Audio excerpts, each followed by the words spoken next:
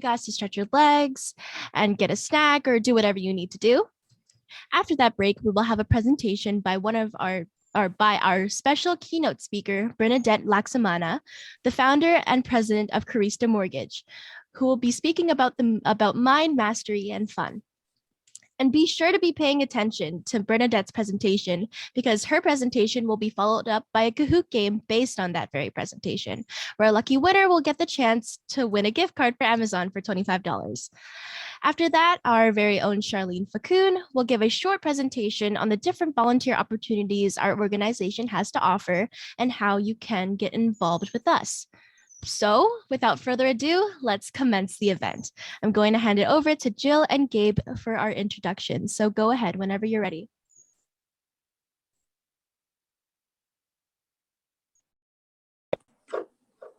Can you guys see my screen? It's the presentation. Yeah, you're good. Hi, everyone. Good afternoon. We're so happy that you guys are able to make it to our very first senior leadership conference today. So in this segment, let us introduce you to our startup not-for-profit organization called Y4Y, or Youth4You. In the midst of the pandemic, Gabe and I, as mentioned earlier, underwent an intensive training called Sorry, is there an echo? Oh. Okay. I'll leave on this other device. Give me a second. Okay. Anyway, back to what I was saying. Gabe and I, as mentioned earlier, underwent an intensive training called Young Educators and Leaders Program through the Lever Foundation. So this was delivered by the Western Community College, and it is a 16-week experiential learning funded by the Employment and Skills Development of Canada. So Gabe's just gonna elaborate a little more on that. Oh yeah, so in the program, we had a total of 320 hours of theories, seminars, work experiences, and community service. We did all of these alongside our grade 11 courses and other school activities. It was not easy, but we gained valuable learnings and experiences that we hope to give back or get others to experience the things we have learned through our mentors at Lever Foundation. Thus, we created Y4Y, a not-for-profit organization founded and run by youths like us. Our main mission is to empower the youth through engaging in leadership and community service.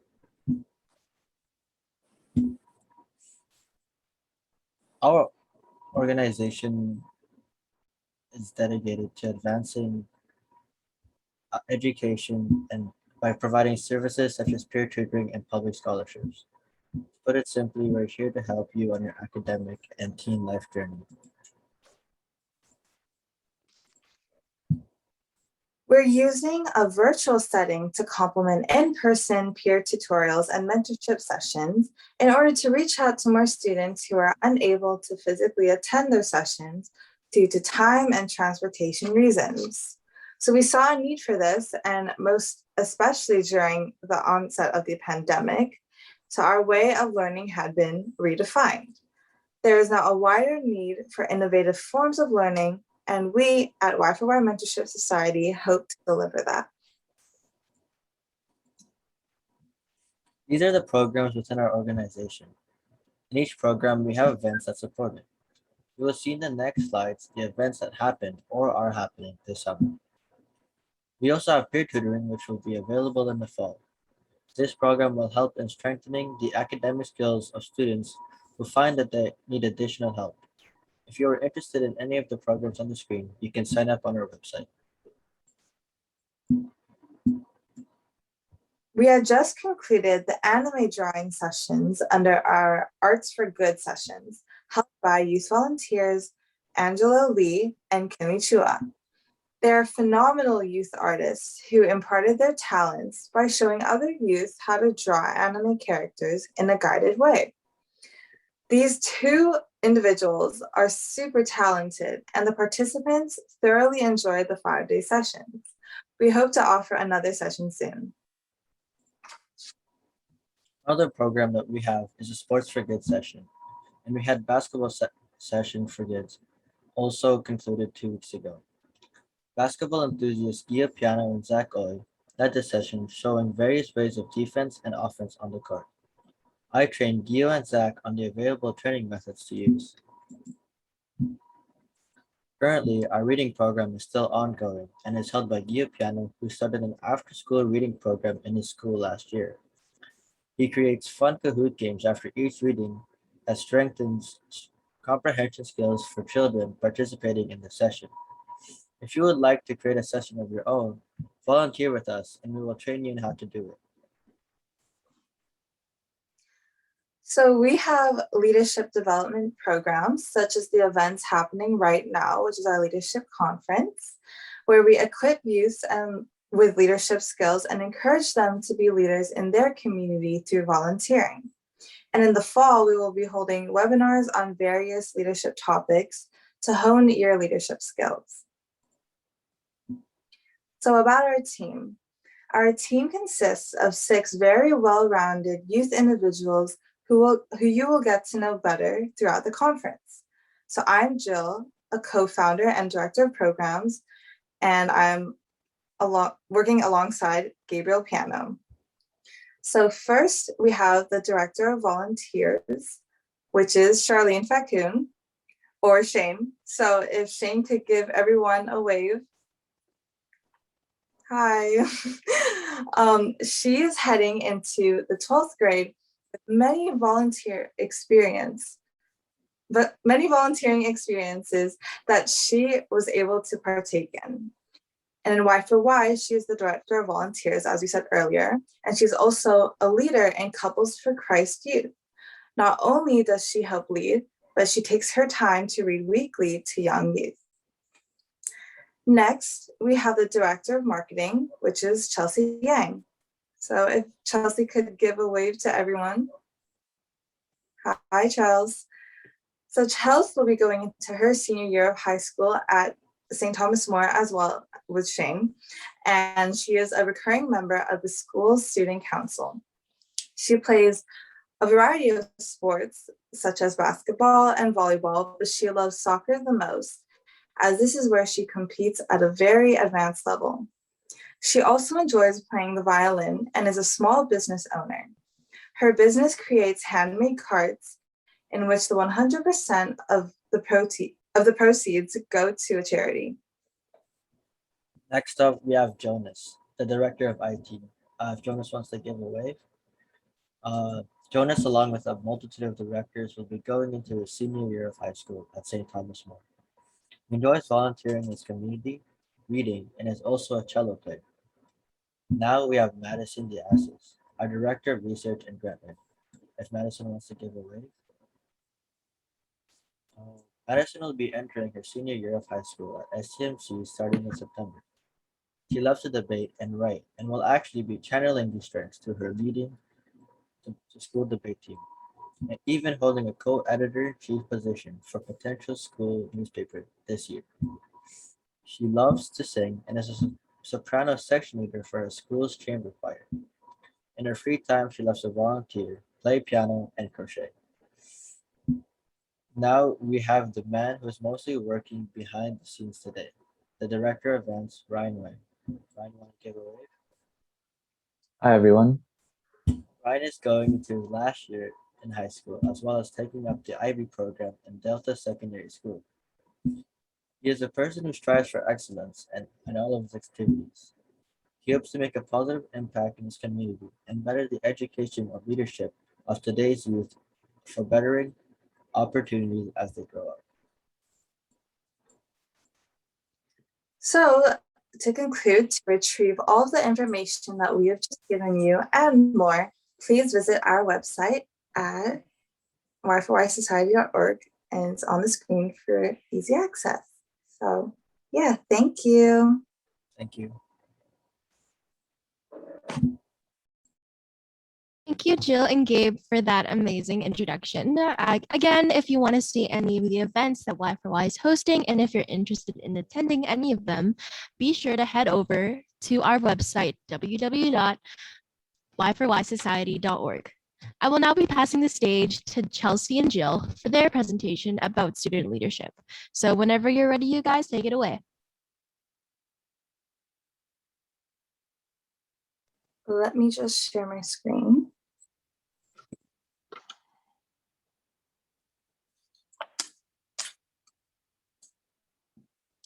Okay, let me know if you can see it. Yeah, I can see it. Okay.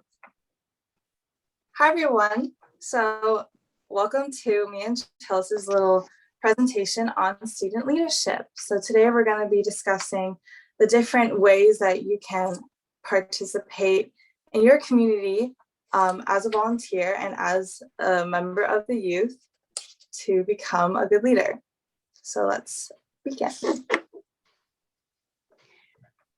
Okay, so before we really get into what different examples of leadership are available in our communities, let's start with one of the easiest ways, which is to go over some examples of people who have been good leaders. So first up, we have Nelson Mandela, and some of you may know or have heard of him.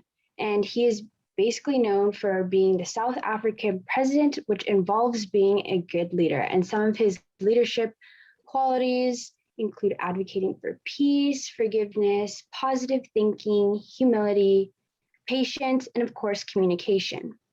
And he is most known for basically helping lead and encourage the citizens of South Africa to do something about the oppression that was happening there. And this ultimately led him to receiving the Nobel Peace Prize. So our next example is a member of the youth. So this is Greta Thunberg. So Greta is known as a young environmental activist. And by the age of only 16, she was able to ignite a fire within millions of individuals across the globe to initiate action for climate change. One thing to know about Greta is that she is actually diagnosed with Asperger's syndrome, which is a disorder that gives her difficulty when having social interactions with others. Although she did not let her disorder interfere with her passion to create action. She inspired the largest climate strike in history, testified before Congress, and addressed the United Nations. Greta was nominated for the Nobel Peace Prize for inspiring millions to march for climate change and standing up to leadership around the globe.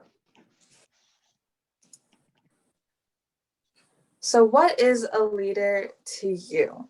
A leader is someone who guides other people by leading or commanding a group, organization, or country. Leadership is the art of motivating a person or a group of young people to act toward achieving a common goal. So the question that we will be exploring more today is, how can we become great leaders?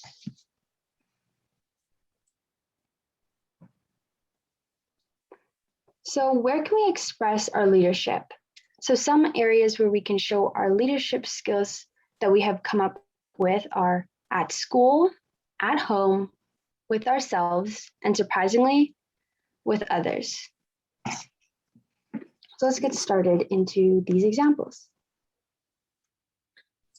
So as we said, the first example is at the school. So a leader at school. This is supposed to be an interactive kind of presentation for everyone. So feel free to unmute or even type in the chat so everyone can see any ideas you have about leadership opportunities that you can take part in at school.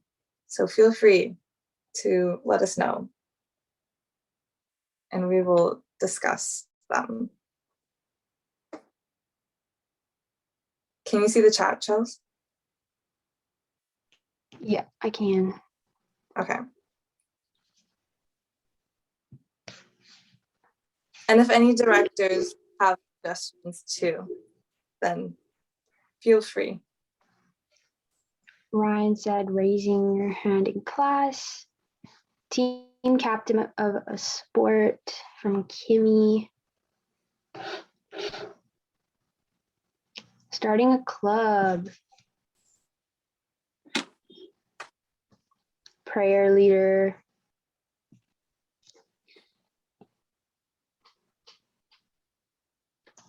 Speaking up for others, very good. Helping others solve problems, student council. See a few These are more all come in. Yeah, all great examples, everyone. Office helpers, yes.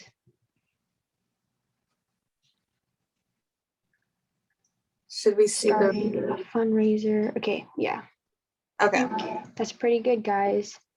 good job.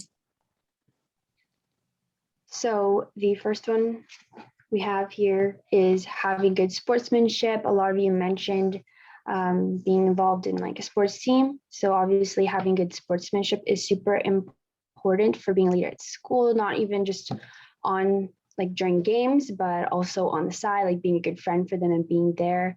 And then the second point we have is willingly volunteering. So this means like not being afraid to join a specific thing, or if a teacher needs help, like helping them out with whatever they need, just putting yourself out there basically. And then the last one that we put is being a good role model for younger students.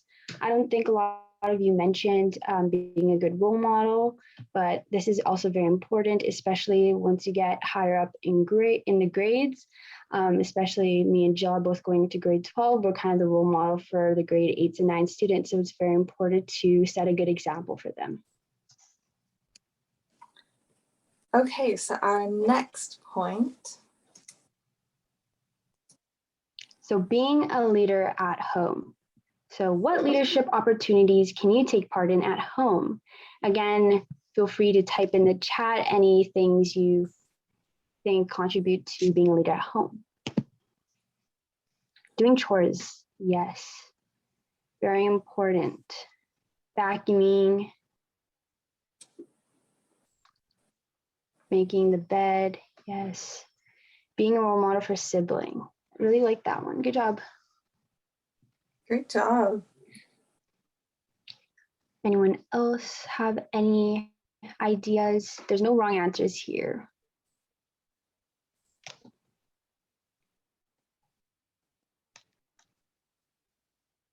So we move on.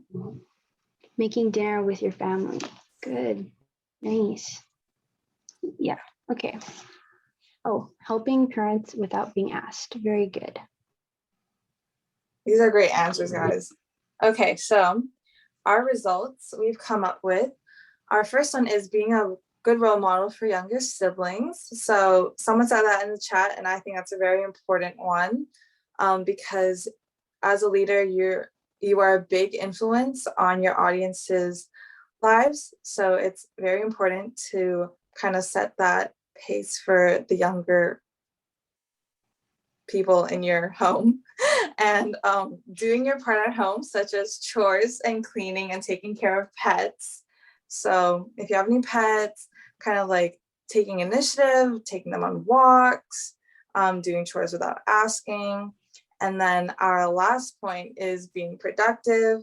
So always having something to do, kind of the same thing with chores, doing things without your parents asking, being responsible for yourself and how you spend your time.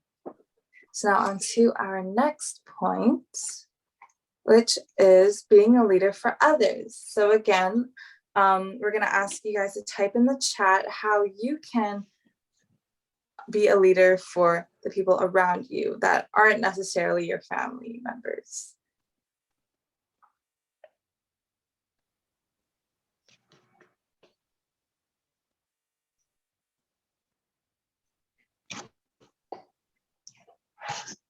Anyone have any ideas?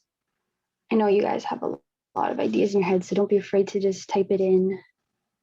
We love hearing your ideas, everyone. Ryan says, opening a door for someone else. Oh, now we got the answers flooding in. Wow. Doing what is right even when no one is looking. Love that one. Kian says, giving advice to friends. Yes. Gio says, being a role model. Making sure everyone around you is safe. Picking up litter. Being a safe space for friends.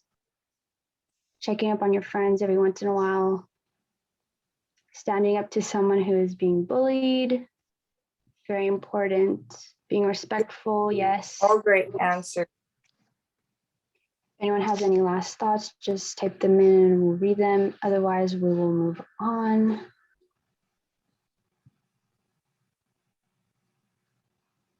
Okay, I think we can go over the answers. Okay. So obviously standing up for others, a lot of you mentioned this, which is really good to see because we don't want any bullying or anything. We want to eliminate it. So yeah, it's always good to just stand up for others, and especially when they can't stand up for themselves. And then the next one is being a good listener. And this is super important with your friends, which it basically means just giving advice, resolving conflict, just being there to help your friend or anyone who needs help, not even your friend, but anyone who doesn't have someone to talk to.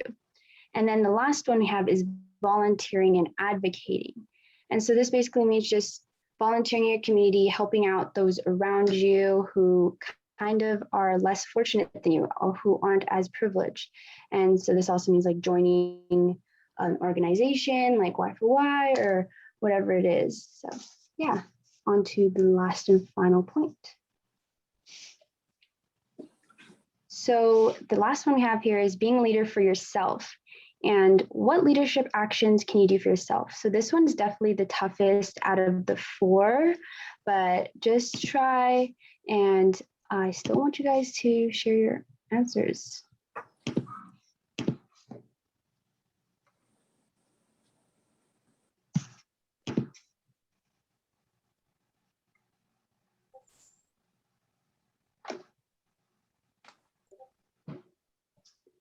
Knowing when it's the right time to give yourself a break, setting yourself up for success. Yes. Setting goals, pushing yourself, involving yourself in new things like clubs, programs, especially if it's something new you want to learn, making good decisions for yourself, prioritizing, knowing your self-worth. Love that one. Taking care of not only other people, but yourself. Nice. Great.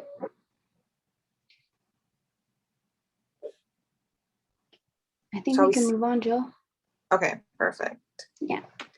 So what we've come up with, our first point is avoiding procrastination and being organized and efficient. So I think this one's a really important one just because being a leader, you kind of have, it's a good thing to have everything kind of in line so that you know what you're, what to expect and you know how to react to certain situations, and prioritizing your mental health and relationships, both mental and physical, I think is important. So I think if you work on yourself, then you become the best version of yourself, which is the last point. So as you guys said, working on yourself, giving yourselves breaks when you need it, definitely knowing your limits and knowing what's best for you. In order to benefit others, you have to be in line with yourself. So yeah, good job. And thank you for participating with our 4 points. So our next topic, we're going to be talking about ourselves and me and Chelsea's experiences as leaders, as students. So I'm Jill, and my first point is choir.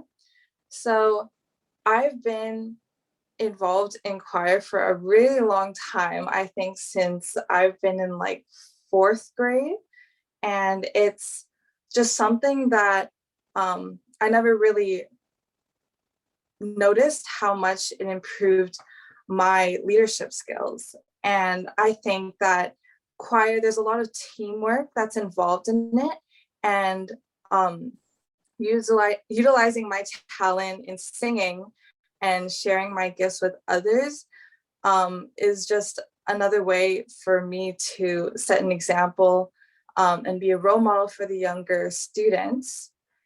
So I think it's really important, as we said, to have that kind of sense of leadership, to be able to be those good examples for the younger students. And this year, actually, I'm a section leader along with Madison. And that's kind of a huge role for us. So we're going to be taking lots of initiatives this year. And I'm actually very much looking forward to that. So my next example is being a part of Lever Foundation. So we kind of talked about it earlier, but Lever Foundation is a leadership program that I took part in with a couple of other directors that are in this meeting. And it's basically a volunteer leadership group that focuses on youth projects while working alongside a team in creating initiatives and projects to get younger students involved in the community and enriching their skills in places such as literacy. And it was a huge impact in my life being a part of that program, and it definitely benefited me while it lasted. So definitely made a huge impact on me. So the next point is being part of student council. So unlike Chelsea, I haven't been part of student council for the last couple of years. This is actually my first year, but like we said about being a leader at school, kind of jumping in on those opportunities and joining as many clubs as you can to kind of work on your leadership skills. So I'm super excited to become a member of student council and to represent the student body at St. Thomas More. So yeah, that's it for student council. And then my last point is being a Y4Y co-founder. So Youth for You, as we said earlier, is something that me and Gabe put together, and we think that this is going to be a great way for us to engage in our community. And obviously there's a lot of people here, which is, even if we only had like 5 students join this conference, like we would think that this is a success. And there's a lot of you guys here, and we're really happy that and grateful that you guys are interested in becoming leaders, which improves our leadership skills. So yeah, creating Y4Y was kind of a huge project for us, and we hope that it stays the way that it is and it continues to be a success. So yeah, those are my little experiences. So now we're going to go on to Chelsea's. Okay, so thanks, Jill.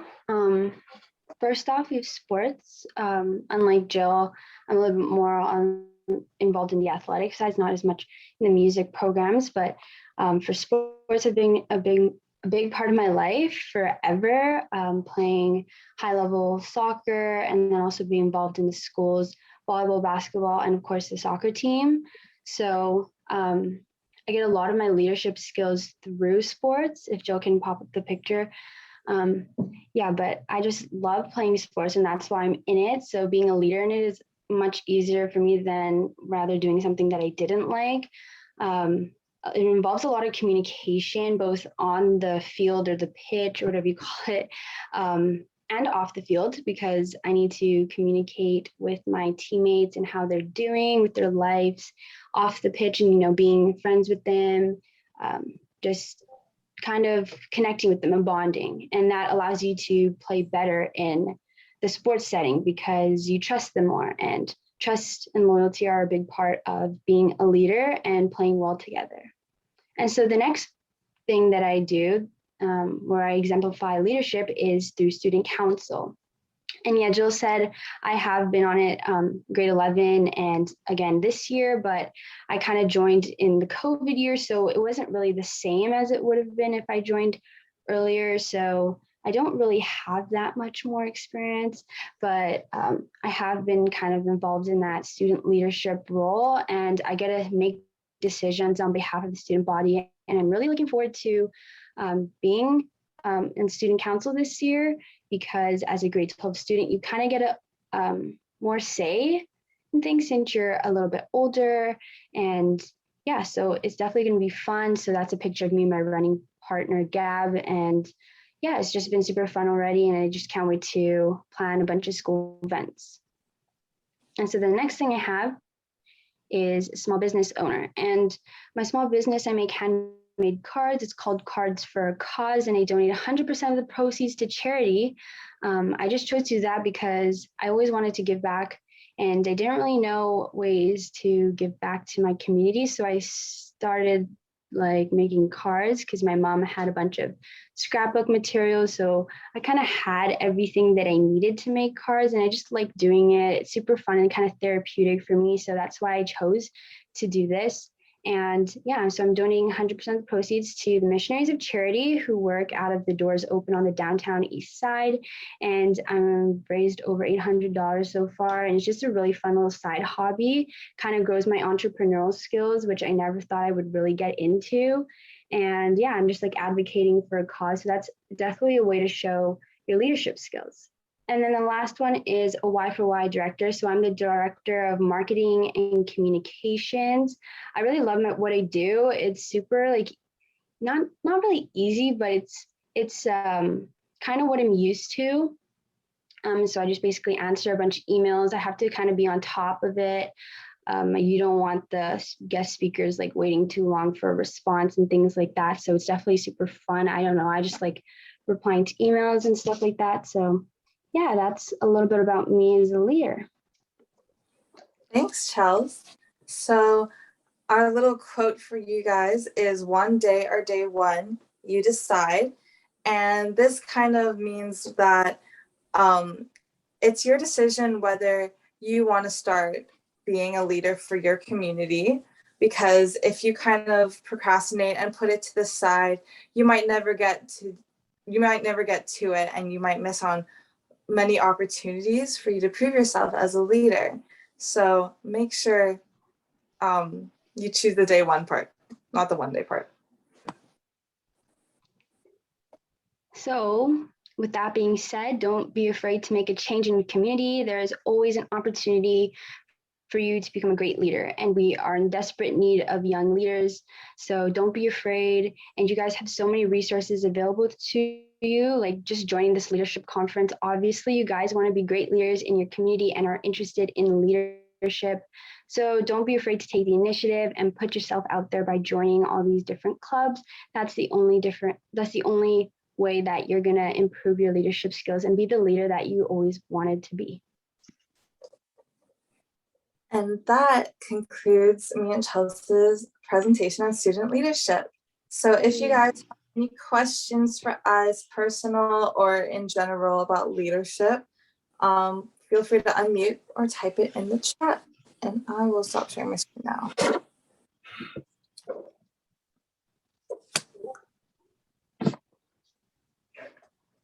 Oh, there's a lot. Okay.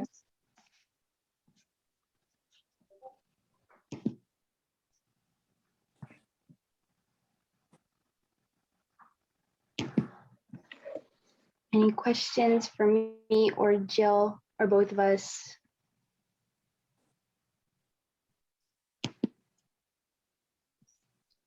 If the directors have any questions too, let us know.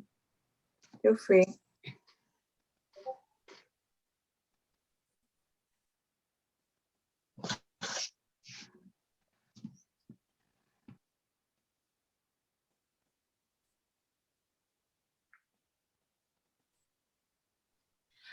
Just a question for Chelsea, just because I've always been interested in starting my own business. What was one sort of big obstacle you had to overcome, and how did you overcome it? Oh, that's a tough question. There's a lot of things that go into kind of having your own business. Like first starting up is definitely the hardest thing to do. for me, I was like, okay, what happens if this happens? You kind of have to think in your head different scenarios that customers might want or things that might happen. It's like, okay, what if this happens? What am I going to do? You kind of have to problem solve in that sense and just be ready for anything. But I guess the hardest thing or obstacle that I faced was just keeping on top of orders, especially throughout the school year.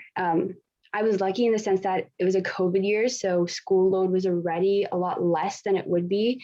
I'm kind of nervous going into grade 12 and everything and having my own small business because it's going to be way more than what I've dealt with in the past. But I just needed to stay on top of things, which meant that I just needed to get it done and stop procrastinating, which is incredibly hard. But I kind of just powered through it and set time aside, like, okay, this needs to be done because you need to keep your customers and people who are ordering happy. So I just kind of had to like power through it in that sense. And I just had to do it because it is something that I enjoy doing, but getting yourself to do it is kind of the hard part. So yeah.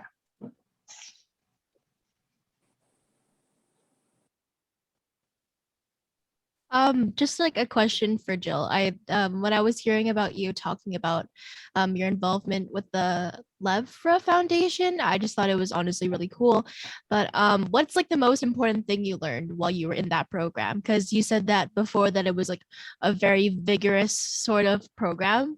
So Yeah, something that I learned, something that kind of really impacted me was just being there for each other, because obviously I worked alongside a team, and obviously they were adults part of it, but they weren't really that much into the program as the volunteers were. So I think working alongside those team members and building relationships with them, it kind of improved my performance in that program. And through that, like, we were able to share as many volunteer opportunities as we could within our community. So whether it was like making cards for the elderly, or like taking part in Halloween kind of projects that Gabe and Shane and I kind of put together. So like being there for each other in a team kind of really impacted my performance, and I think it was really helpful in becoming a leader. And yeah, it was a great program while I was part of it. But yeah, thanks for asking, Courtney. Question for Jill. What do you think is going to be a difficulty for us, particularly as section leaders this year? Oh, that's a great question, Mads. So obviously this is our first year being section leaders, and last year was the COVID year for our choir, and something about our choir at STM, our chamber choir specifically, we always have many gigs and performances, either like a drive away or like a road trip away. So we're always out and about performing for many different audiences. And I think making that transition from going from a COVID year to a year where we're trying to get everything back to normal is going to be one of our biggest difficulties, especially since last year we couldn't really get to build as much of a relationship with each other as a choir as we would have expected. So I think this year, since we'll have hopefully be more at school and all together once again, we will be able to build those relationships and strengthen everything.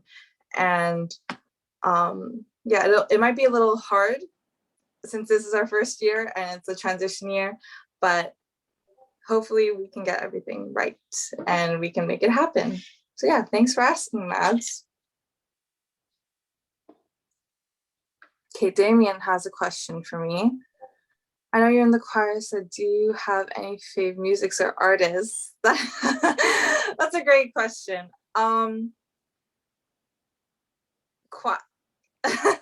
Choir-wise, Eric Whitaker, not a very famous person in the choir kind of community, but in general, One Direction, Harry Styles, that kind of stuff. Yeah, but thanks for asking. Thank you, Damien. Okay, anyone else? Any questions for both me and Chelsea?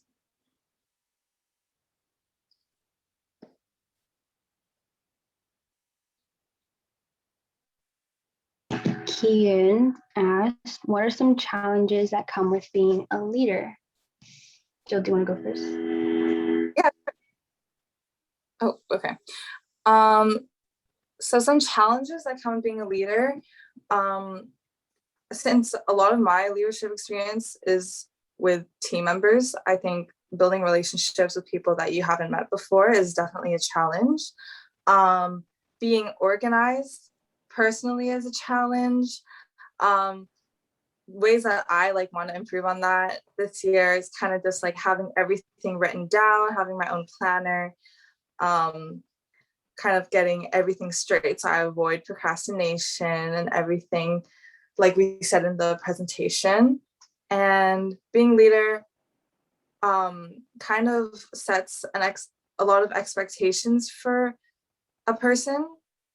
So kind of just trying, sometimes leaders push themselves too hard and it's past their limits and they don't know how to handle it. I've been there, definitely. So working on things like that, trying to know your limits, as we said earlier, are definitely stuff that are obstacles when it comes to being a leader. So how about you, Charles? Yeah, so adding to the expectation thing that Jill mentioned, I also kind of push myself too much sometimes. And I just want you guys to know that if you are one of the leaders of something, that it's okay to ask for help, because as a leader, you might think oh, I have to do this myself. I'm the leader. But no, it is okay to ask for help, to get people to step up to that role that you need help with. It's definitely okay for that. And then another challenge that I think is kind of hard is kind of prioritizing what you are the leader of. Sometimes it's hard to prioritize it because you have so many other things going on in your life, whether it's school or a different extracurricular, a bunch of different things may be going on. So it's kind of hard to be a leader when you are so busy in your life and just involved in so many things. So you kind of have to be creative and find other ways to be a leader for others, especially if you can't be there all the time physically. But there's definitely other ways to be a leader, whether you just make time on the side to do something, or what was I gonna say, just basically what I'm trying to say is that you can be there for others without physically being there. So yeah. Thanks, Charles. So we'll take a couple more questions if you guys have any, but if not, then we can move on. But yeah, please type in the chat or unmute. Feel free to do whatever.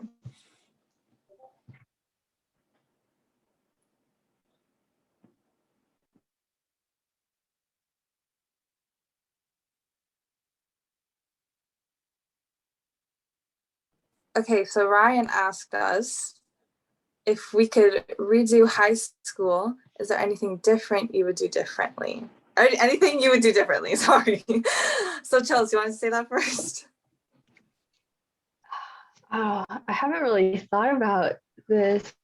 Anything I would do differently. Okay, just in general, in my grade 10 year, I was super busy on the sports teams. I decided to play the senior level for basketball, volleyball, and soccer. So it was kind of a lot.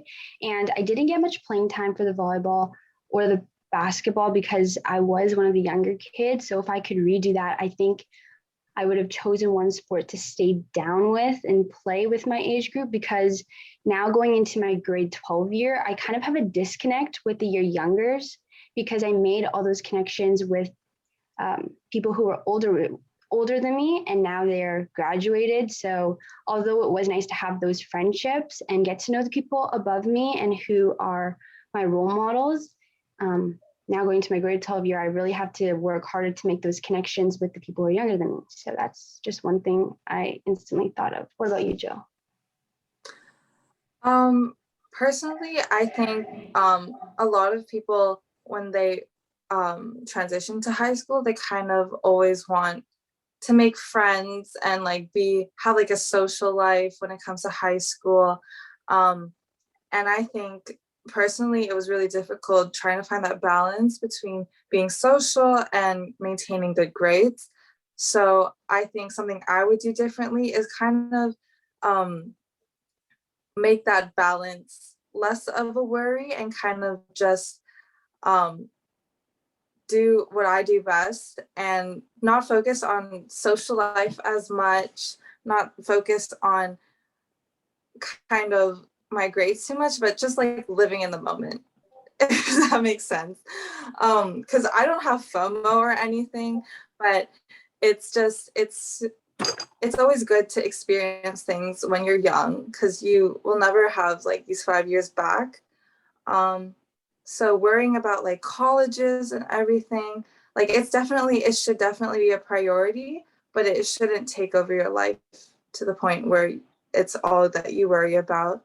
So I think me finding that balance kind of would have been a very much better thing to have found. Okay.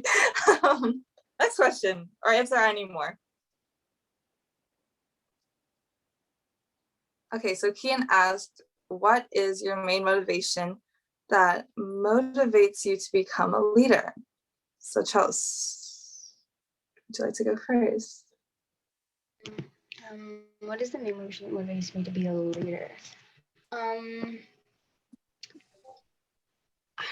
don't know. I feel like I'm not really motivated to be a leader. It just kind of like happens when you're involved in something for a long period of time. It kind of just like is sprung upon you, like, oh, can you be the leader for this team because you have that experience? So you kind of can help other people who are younger than you.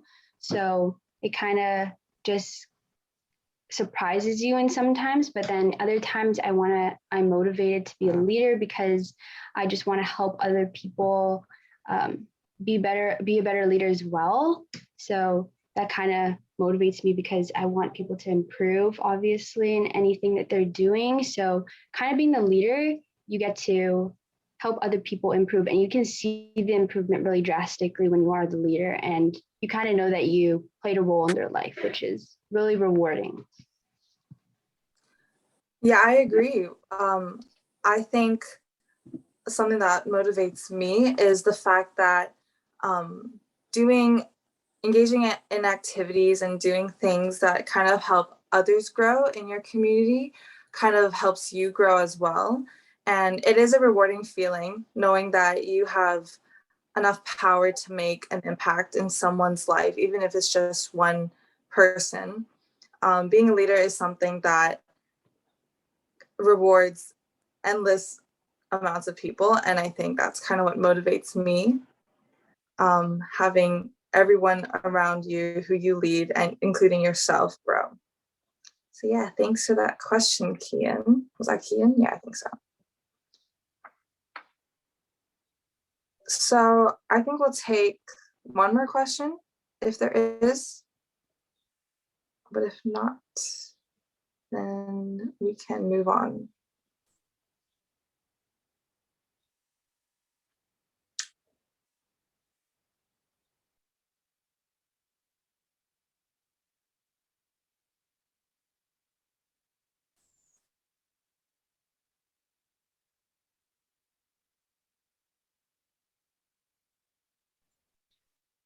I think we've gotten a bunch of questions and I think it's safe to cut it off here.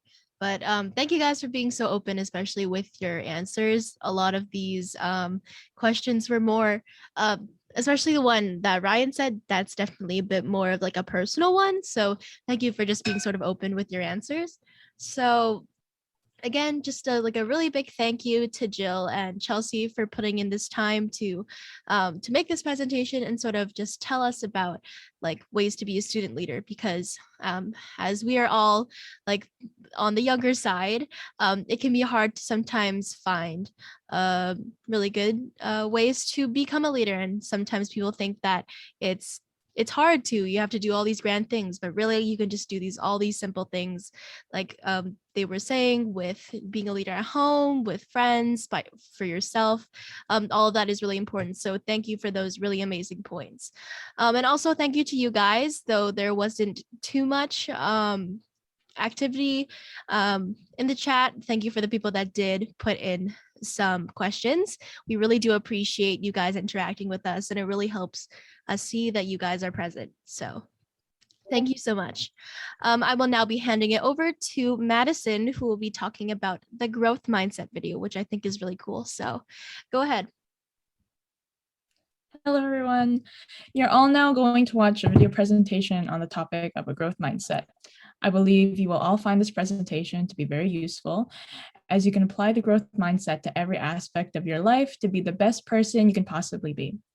As up-and-coming student leaders of this generation, it's important to have a growth mindset to reach your goals and help others reach theirs. After the presentation, Gabe will also be summarizing it. Sit back, relax, and enjoy the presentation. So I'm just going to share my screen. Okay. Oops, sorry, this is my script.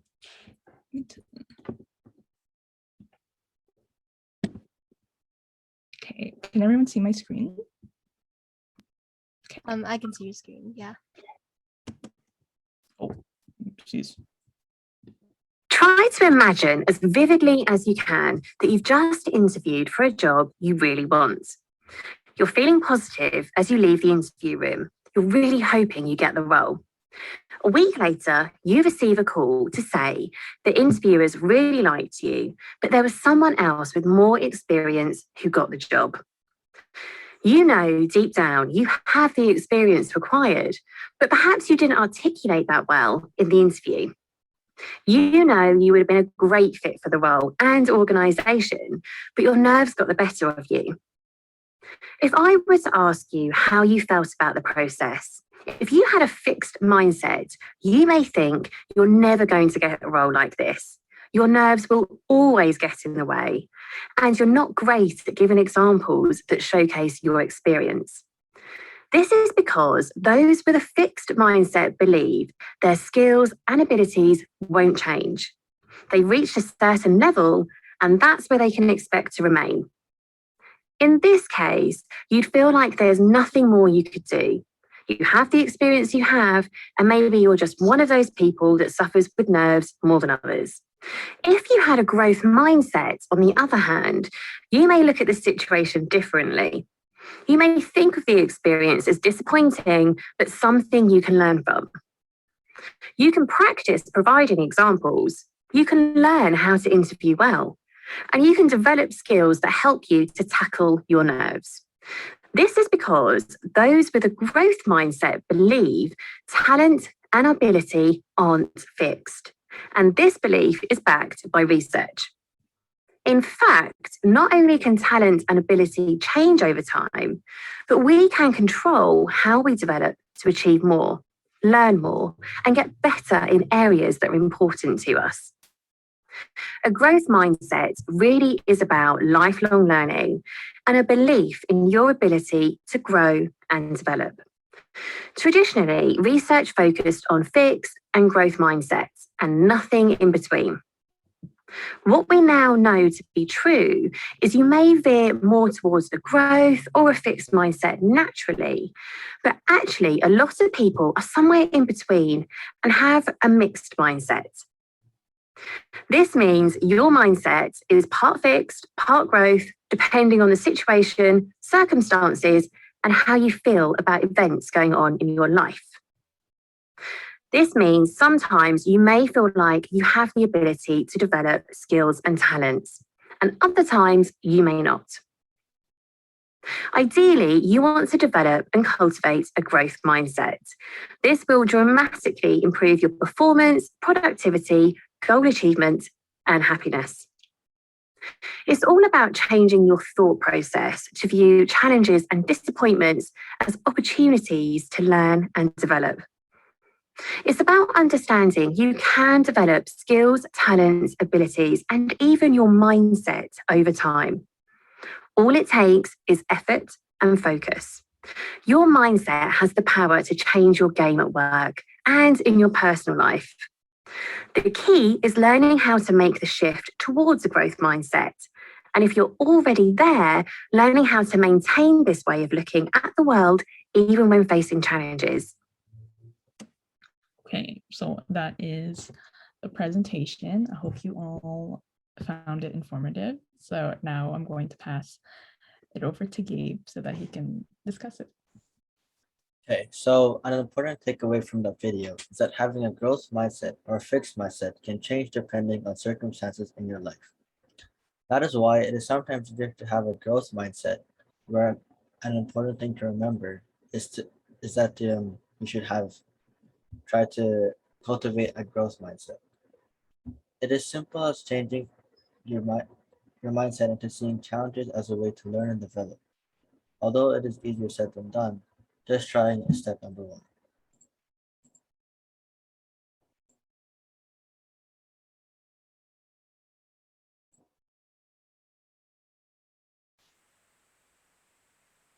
That's it for me.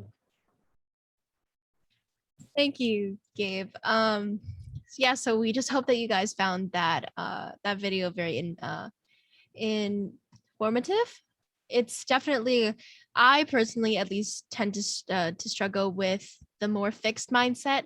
It's very easy for a lot of us, the people who have very tough sort of expectations for themselves, to have a more fixed mindset, and slowly growing into a growth mindset, which I'm still even trying to work on. It's a really hard thing, but I know that that is going to benefit me, and I'm sure will benefit you guys as well in the future. It's definitely very important to be kind to yourself in that way, and learning from your mistakes rather than just shunning yourself for them, because we all make mistakes, and especially as leaders, it is easy to get really down on yourself when that happens. But it is very important that you keep going and that you find things that you can take away from that mistake that will help you advance moving forward. So thank you for that great video. Now I will be handing it over to Madison and Mary Blanca for an explanation of the leadership quest that I think is really cool. So whenever you're ready, guys, you can go ahead. But I think, let me just check here if there is anything else. Nope, I think we're good. So go ahead, Maddie, whenever you're ready. Okay, I'm going to share my screen again.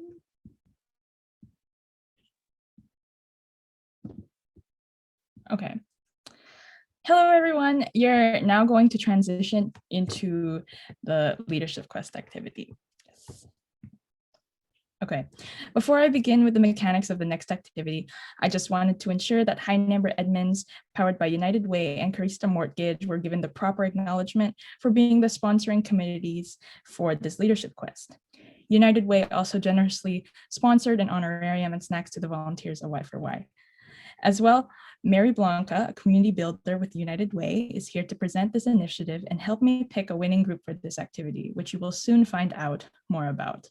Thank you tremendously, Hi Neighbour, Carista Mortgage, and Miss Mary Blanca for your generous sponsorship. Now I'm going to give the floor to Miss Blanca so she can discuss Hi Neighbour, how these projects contribute to the Hi Neighbour Admins initiative and community building. So go ahead, Miss Blanca. Thank you, Madison. Thank you for having me here. I am so grateful for the invitation. I am so grateful with Melissa, that was the first people to connect with me through the Facebook group. And then I had the chance to connect with Gabrielle and Cecilia. So thank you for giving me this opportunity. So as Madison mentioned, I am a community builder in the area of Edmonds. And we have the initiative that is Hi Neighbour. So what we do is share our talents and our passions with our neighbors and create a stronger community together. So easy, like go and say hello. I don't know how many of you say hello to your neighbors or know their names or know what they are doing, but sometimes we are so in our own activities that we don't know what they are doing, and it's important to have that strong connection. And when you start to do things local, that can spread and go to the world, like a reaction. This example, it was like an initiative that one neighbor has to create a mini library and create connection with the neighbors. So actually here in Edmonds, we have, let me stop sharing. We have, and send to some initiative like a community gardens. We will start to do a little pantry where we can share some food with people in need. We have some activity with children and many activities. The idea is that wherever we are in our community, we can share with our neighbors. So basically is that. And what we do funds, grants that could be happen. And I like that what I hear about that, about what you are doing as a leader. And in my experience, one way that is very good is to love and help others. When you love and help others, you become a very good leader. So that is what the main thing that I would like to say today. And we're ready to hear your initiatives, your ideas, your dreams that we like to do here in the community. And congratulations for this amazing group. That you are inspiring me, what I hear. Thank you. Thank you, Ms. Blanca, for your lovely insight. The work you do with Hi Neighbour is incredibly admirable, and we are so grateful for your informative discussion regarding what it is you do and how your work impacts the community and how what we can do can help impact the community. Hello, everyone, and welcome back from that small break. I will be handing it over. Before I hand it over to Bernadette Laxamana for her presentation, let me give you all a little introduction to her first. So, Bernadette Laxamana is a loving wife, mother, teacher, speaker, best-selling author, and the president and CEO of Carista Mortgage. She is the 2017 and 2021 winner of the CMA Mortgage Broker of the Year Award across Canada. She is the proud recipient of numerous awards, including Woman of Influence, Top Producer, and Mentor of the Year. She graduated cum laude, an academic honor, has an MBA, Master's in Business Administration, and is a certified coach in neuro-linguistic programming. Bernadette is a passionate expert with over 19 years of experience in the real estate industry, and her purpose is to create a positive, lasting difference in the lives of everyone she works with. And one thing, just again to add, Carista Mortgage is the one who will be giving us the money that will be the prize of the leadership quest. So it really is because of her that we have this chance to give this money to you. So again, thank you so much for that. And with that being said, please welcome Bernadette Laxamana. So whenever you're ready, you can start speaking. Thank you so much. Could you guys hear me well? Okay, good. So may I please have the ability to share my screen? Okay, so here we are. Could you see my screen? Yes. Yeah? Can you see my Okay, so hi everyone. I am very excited to be here with you today. First of all, I would like to acknowledge the Y4Y, Youth for You Mentorship Society, for what you've created today. As somebody who's facilitated numerous events, there's a lot of time, energy, money, and heart involved in an event like this. Thank you for your dedication and devotion to the youth of today and your investment in their future. I'm honored to be invited to be about my presentation. My intention is to have fun while learning how your mind works, because your mind is the powerhouse of your present and the creation of your successful future. And then, since I work in the world of money and loans, I will share some fun money do's and don'ts to set you lovely girls and boys for a good financial foundation. And after that, we will close with some fun facts or tips from a teenpreneur. We will also have some fun exercises as well, so you can apply what you're learning today. I will be sharing over 20 years of wisdom with you all. So my recommendation is this: take notes. And then every time I say something you would like to execute or implement, right away, highlight it or put a star or a smiley face. The magic in what you're learning today is in the execution. Learning is great, but you really didn't learn anything unless and until you've taken action and practice what you've experienced here today. So here we go. I am an NLP coach. What's NLP? NLP means neuro-linguistic programming. A lot of politicians study this because it simply means how we use the language of the mind to consistently achieve our specific and desired outcomes or goals. NLP is really the study of what happens when you're given a supercomputer, but not given the manual on how to use it. It's like having a 480 horsepower Tesla Model Y and only drive it around the block at 20 kilometers per hour. What a waste.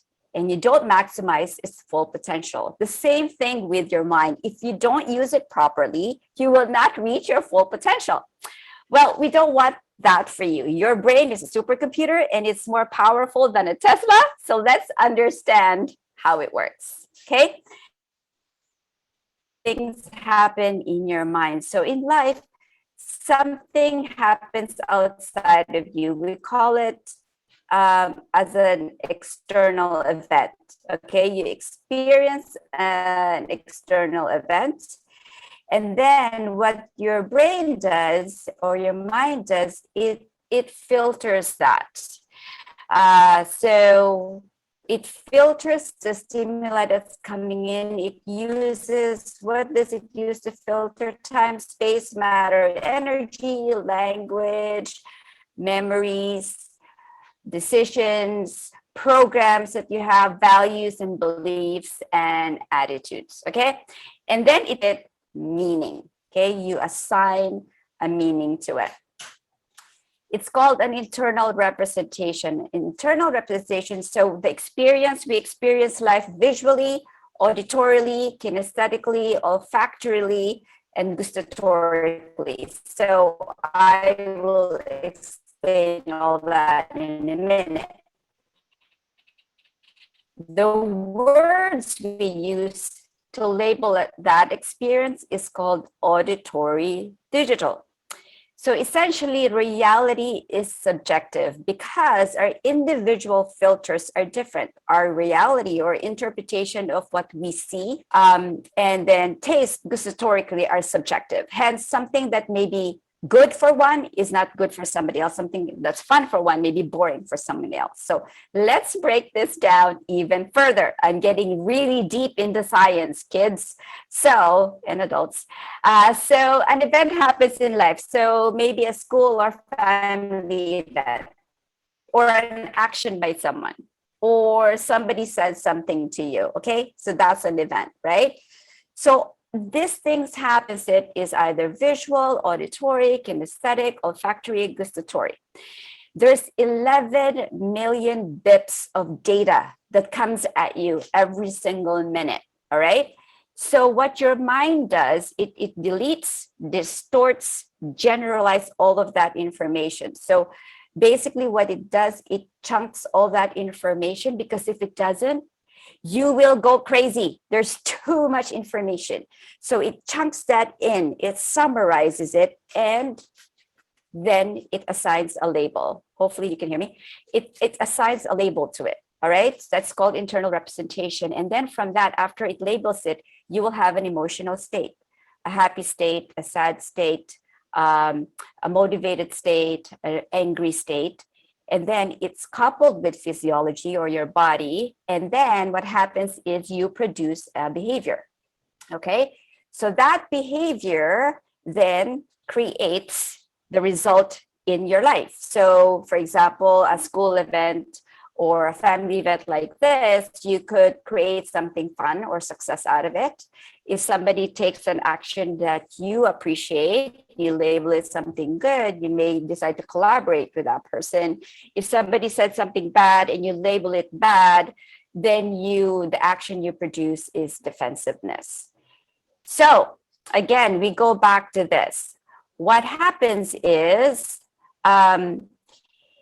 this simply means that what you hold in your mind, or the meaning or label you give the event or experience, impacts your emotional state, which impacts your action and behavior, which impacts your success or failure.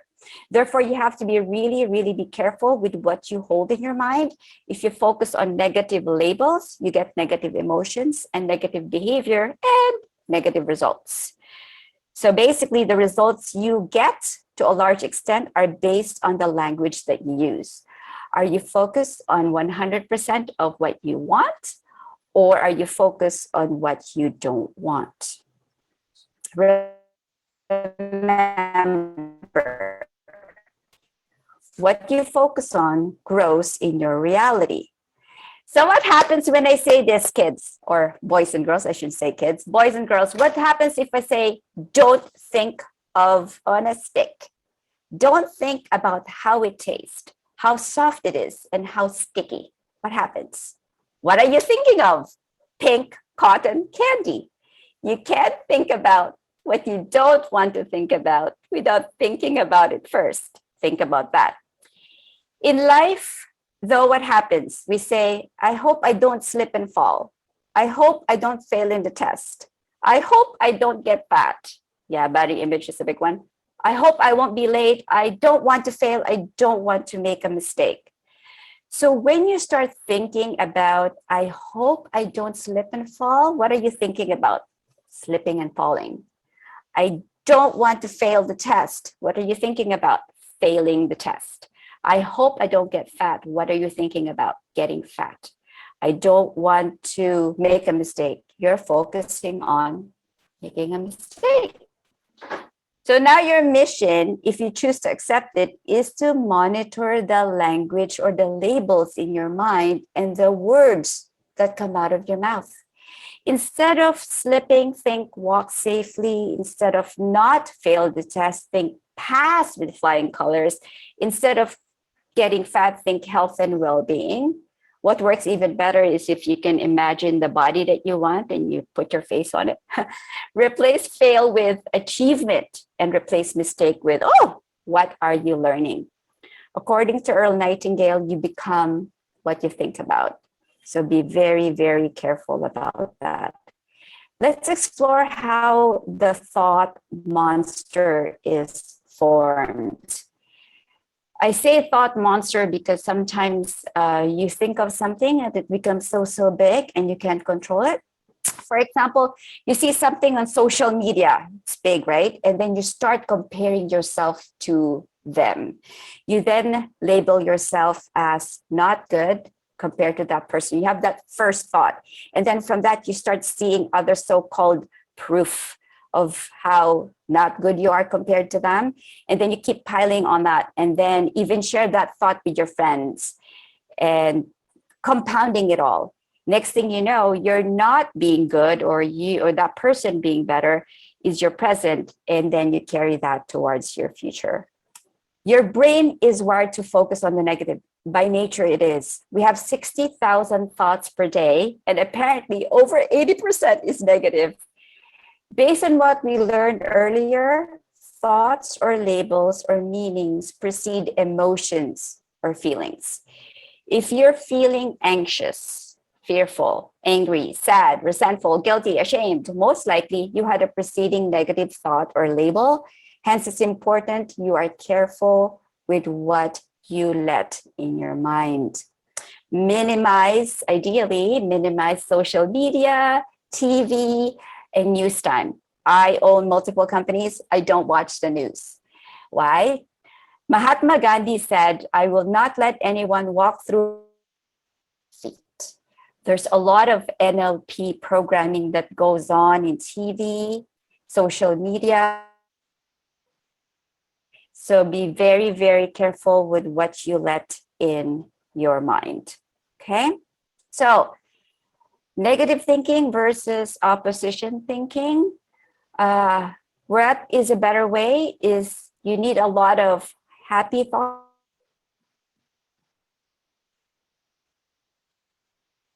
Negative thinking, let there be a reflection to the contrary. The moment you think of something that causes a negative state, replace it with lots of positive pictures, sounds, memories. And sometimes even being just curious is better than thinking of the negative or worse scenario. There you go. And then remember, say it the way you want it. Pause before you speak about what you're going to say. Is it about what you want? Or is it about something that you don't want? Is it about something that you're for? Or is something about you want it? Now we're going to do an exercise. I want you all to get pen and paper, okay? And don't worry, you don't have to share this with anyone. This is for you. I want you to think of two people, okay? First, think of someone you really, really, really like or admire. It could be a person, living, dead character in a movie like Wonder Woman or Tony Stark. And then you write down 3 or 5, up to 5 things if you're feeling adventurous that you like about him or her. Think about the qualities you like about him or her. I will give you 30 seconds, so you better write fast. It's better to let your unconscious mind, your automatic mind to write it because it's coming from the heart. So write all the things that you like about him or her. 3 to 5 if you're feeling adventurous. And there is no wrong or right answer. This is your opinion. It's safe. So write it down and you're not going to show it to anyone. So it's okay. Time's up. All right. Okay. So you wrote it. Good. Fun. You dislike. Someone you don't like. Again, it could be a person, living, dead, or it could even be a character in a movie about him or her. And I'm going to give you 30 seconds.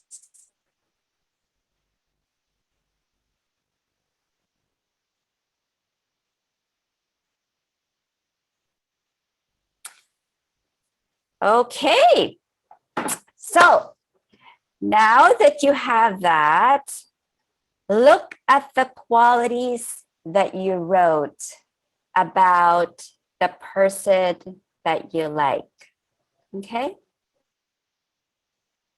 Your brain deletes, distorts, and generalizes everything you experience or witness in life. So your brain filters through stuff, right? There's 11 million bits of data and it chunks it up. It decides to discard things and hold on to things subjectively. Well, the good news is the qualities you admire in a person that you like is you. Everyone is your mirror. So all the qualities that you like in someone, you have it. You're like, what? Beautiful, successful, humble, kind, generous, confident.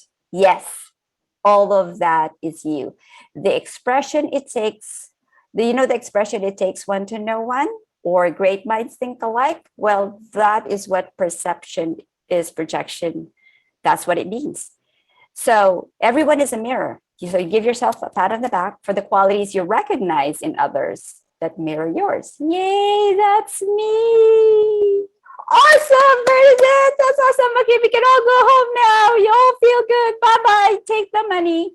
But wait, the shadow part is look at the list of the qualities you dislike.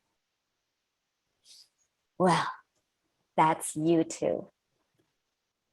There's no way, Bernadette. There's no way that is me. That is pure, ugly, evil, whatever. According to Carl Jung, what we tend to do is we tend to marry our unconscious mind and then project out onto her all of our unresolved stuff. The information that is most unconscious in us, we by need must project it out onto people or events around us. So the fact is we really can't see anything other than who we are. Sorry if my connection is unstable. I am in a resort. I cannot control my environment here. So all these things that you dislike, and I'm saying, Bernadette, you're terrible. How dare you say that about me? Does that mean you start a denial and that if you start labeling somebody negatively, understand that there's a part in your life that you could potentially, or you're acting that way and you are labeling yourself negatively about it. It's a potential that you have, or you are acting it and you're not seeing it. For example, let's take arrogance or showing off. That's universal. We don't like someone who is arrogant in a show off. A label or a meaning that you gave to somebody's action as that, somebody else could call that celebrating one's achievement, or somebody's just being sharing. Somebody's just sharing about their achievement, or somebody's just being inspirational. Or maybe you have yourself a pat on the back. You would rather beat yourself down versus celebrate your wins. So you see, it's all in the meaning that you put on something. Now, your invitation is this: if you start disliking or thinking badly of someone, check in with yourself. What's going on? What is it about you that you need to acknowledge or accept and learn from? Focus on what you want for you. And the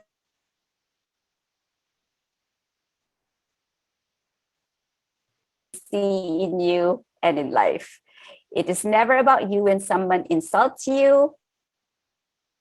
It's simply what they're seeing. It's an opinion. It's not the truth.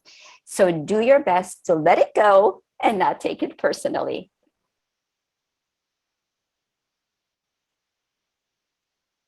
We're going to talk about now 3 tips to financial fun and success. Okay, so what are the tips? First, pay yourself first. Second, be debt free. And third, keep increasing your net worth.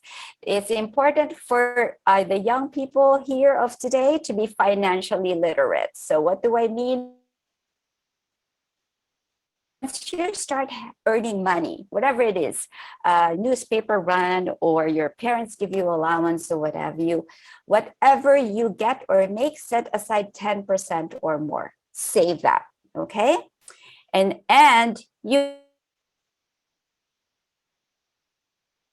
savings account, and some of you are grade 12s, you may want to start working on having a credit card, maximum 2 credit cards.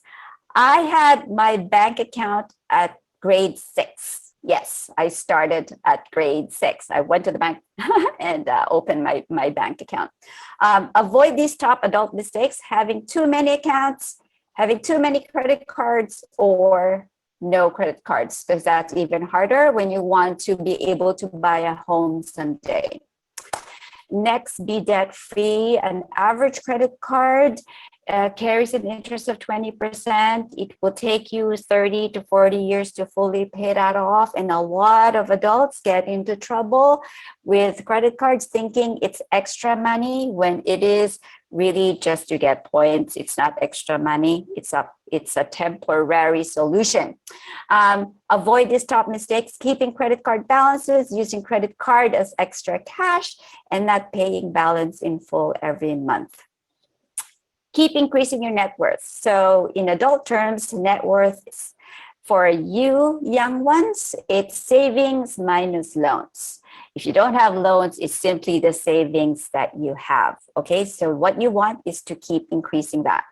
Avoid these top adult mistakes: not knowing your net worth, not growing it, and putting money on stuff that don't increase in value.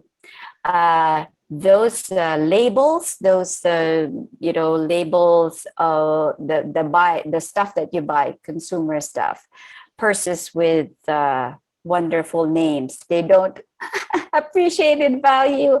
So make sure you invest in a lot of things that appreciate in value. You guys know this guy, right? You know him, hopefully. Steve Jobs. Your work is going to fill a large part of your life, he said. And the only way to be truly satisfied is to do what you believe is great work. And the only way to do great work is to love what you do. If you haven't found a relationship, it just gets better and better as the years roll on. So keep looking. This is my favorite part. This is 5 Wishy Roll or Sushi Roll. She is a teenpreneur. She became an entrepreneur at age 18. So he says here, hello, my name is Sushi. I'm a freelance digital artist who loves to draw dragons. I've been in the digital world for 7 years every day. Okay, so you don't see her face, you just see her image. So she finished from Vancouver Film School, took a 1-year course, and all the instructors told is your life. You're going to send a resume to all the animation studios and they will reject you, or eventually somebody will hire you and they will pay you peanuts and they will treat you like your slave and make you do crazy stuff that you don't like. But that is the life of a startup, like starting up as an artist in this field. And they said all of that to her. You know what she said? That doesn't sound fun. I don't like that. I'm not going to do that. So she decided to be a freelancer. And so she tried to sell, so she learned on her own and she sold her art. Her first order was $40. Okay. So she got $40. Some people would have said, oh my God, I made only $40. That's terrible. That's nothing. I cannot create a living with $40.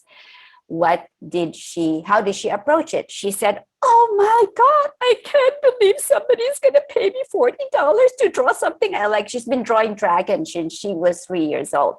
Somebody's going to pay me $40 and possibly make more. So here we go. Fast forward now. See this dragon? Guess how much she made from this dragon? From $40, guess how much? I can't see the chat box. Sorry. $700 US. She charged 700 US, not Canadian. And this dragon, she sold it for 800 US dollars. Took her 4 hours to make it. This girl, she's now 20 and she has a lot of money. She's making good money. So she opens up commission. She takes 10, charges people. She's raised her prices. And she has some tips for you guys. When I told her that I'm speaking today, I asked her what's way ancient. And so she has these tips, money tips. Do not spend if you can't buy it in cash. Save, save, save. This girl would rather see her money grow than make it shrink. So you can get those big purchases once in a while. Oh, and pay off your bills. Never owe money past the due date. And these are life tips from Sushi Roll. Nobody knows everything, especially adults. Life is very short if you're living somebody else's life. Better not stress about what you should and shouldn't do. Do it for fun. Do it because you enjoy it. Don't do it for the money. Be consistent. Even if it's a slow start, don't get discouraged. Well, if you're having fun and doing what you love, it's easier for you. It's easier for you to stay consistent. Quite a bit. People will lowball you, deny their voice. Know that the time you spent is worth more. When you learn to say no, you attract the right people. And that, my friends, is the end of my presentation. There you go. My question now for everybody, because I ended that presentation, is this. I want you, this is your portion now, to type what is the biggest value, what is your favorite part from my presentation. Type it in the chat box. And you know why this is important? Because whatever you're going to share here, the rest of your peers are going to learn from you. So, could you please share the biggest value you got from today, or what did you like? What did you learn that you like the most? Or what's one action that you would take to move your learning or what you're going to practice? The mind is powerful. What you think is your reality.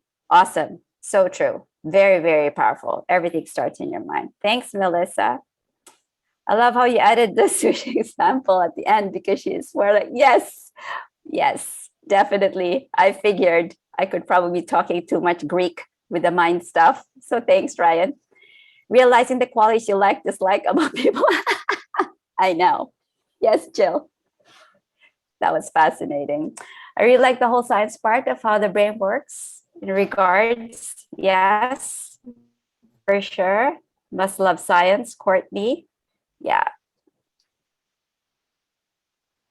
Any other learnings? Financial literacy is an important skill to have for sure. A lot of the stuff that I shared with you guys, people don't hear those until they're like much older.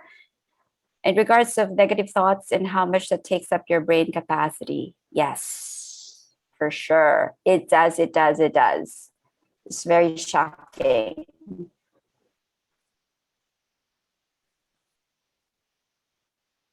Okay, I think that concludes that. I give it to the organizers now. Thank you, everyone, for having me. Thank you so much, Bernadette. That was a really, really good presentation. That whole, I learned honestly so much from that, especially thinking about all the way that the negative thoughts and impact like the way you think, and how much, like you said, 80% of your thoughts every day are negative, and that is, I never really thought of it that way, and that's honestly something that's really like surprising to me, because usually I hope that I'm thinking more positive, but that's so honestly that broke my brain a little bit. And when we did the exercise of seeing how the negative and positive traits that you like about other people, they're reflections of yourself, it's something that I never really thought of, and again, broke my brain. That was so interesting to me. So thank you so much for that amazing presentation. That was really, really good. Thank you. Thanks, So, Courtney. I'm of glad you course. found value there. Yeah, there is so much value in that. So thank you so much. So now we will be going into our presentation from our guest speaker, Mrs. Irene Wihak. So before I give it over to her, I want to give her a small little introduction. So, Irene Wihak has been a proud Catholic educator since 1984. She graduated from UBC and University of Oregon. Mrs. Wihak is currently the principal at St. Francis de Sales School, where she has been blessed to work for the past 9 years. She is married to Mr. Dave Wihak, a teacher at Archbishop Carney Regional Secondary School, and has 2 grown children, Maria and Luke, as well as 3 dogs, Ringo, Jack, and Frankie, named in honor of SFDS School St. Francis de Sales. In her free time, Mrs. Wihak is learning to run faster, loves to walk great distances, as well as catch up on her reading and crossword puzzles. She is a fan of the NCAA basketball and is loyal to the Vancouver Canucks. So without further ado, I'm going to hand it over to Mrs. Irene Wihak. So whenever you're ready, you can start speaking. Thanks. Thank you very much for that introduction. That makes me feel very welcome. And it's good to see that there's some very familiar faces on my screen in front of me, as well as some unfamiliar faces. So I'm excited to be able to share some of this information with you. And I sure hope that our next 30 minutes together are going to be useful to you and hopefully entertaining and helpful. So what I would love to do is cross my fingers and share my screen with you so that you can see the presentation that I've actually been having a lot of fun preparing. And I'm going to use it to guide my thoughts as I share some things with you that I've come to know and love about leadership, in particular compassionate leadership. So cross your fingers. Here I go at my attempt to share screen.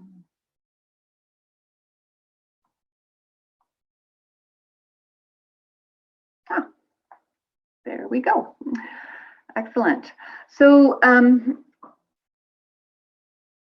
to me, this topic on compassionate leadership really ties in with our call to be the hands and feet really of Jesus.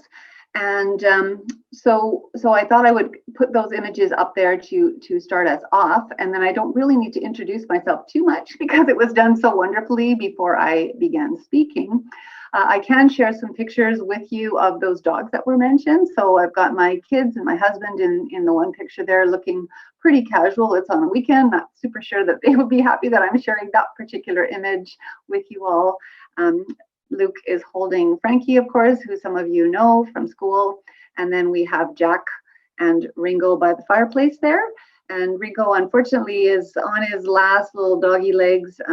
He's pretty old. He's 15 years old, and we are counting down the days for him to be able to remain alive and with our family. So if you have any spare time for prayers for pets, you could send them to Ringo. That would be appreciated.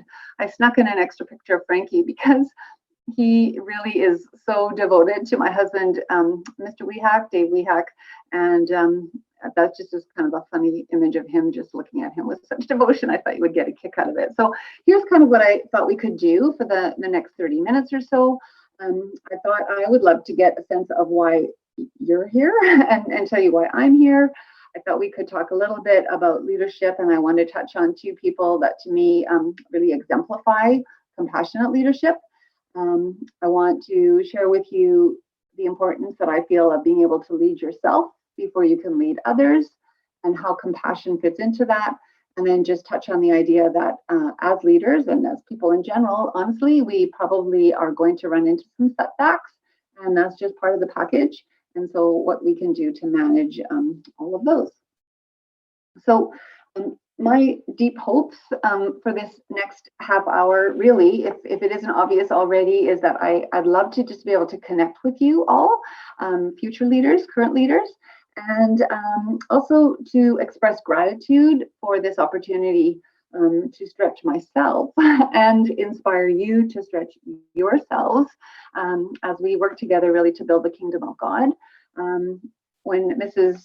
Piano and her boys asked me first if I would be interested in this, I was quite touched and almost surprised, because believe it or not, it's still a stretch for me to, in fact, think of myself as a leader. And that's partly because of things that I used to think about leadership compared to what I've come to learn. So that's about me and my deep hopes. I'm wondering if it would be appropriate for you to think about what you hope to gain from these next 30 minutes. What do you hope to learn? And I don't know if, I don't necessarily want to take time for us all to share. I didn't realize the group was going to be as big as it was. I thought maybe we could do some talking about that. Instead, what I think I'm going to ask you to do is just think about what is your hope. I'm just going to be quiet for a few minutes as you consider what your hope is for these next 30 minutes.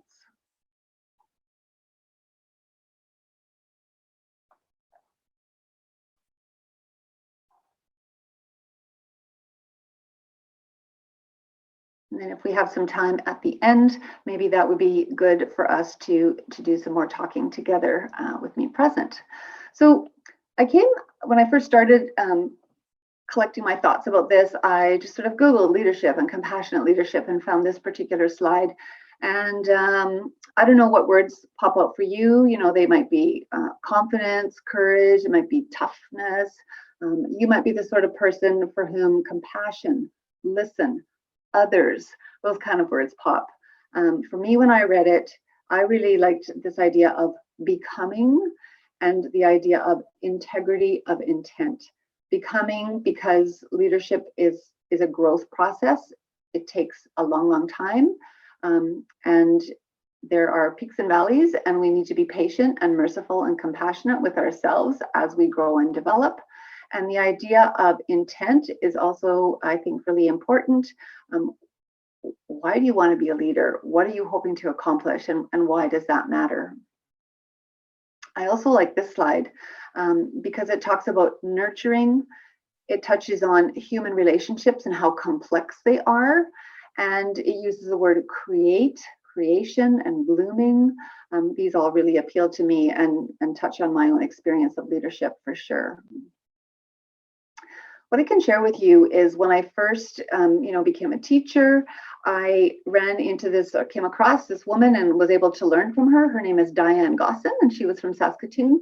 And she introduced me to this idea of restitution theory, which centers on focusing on who the person I want to be really is.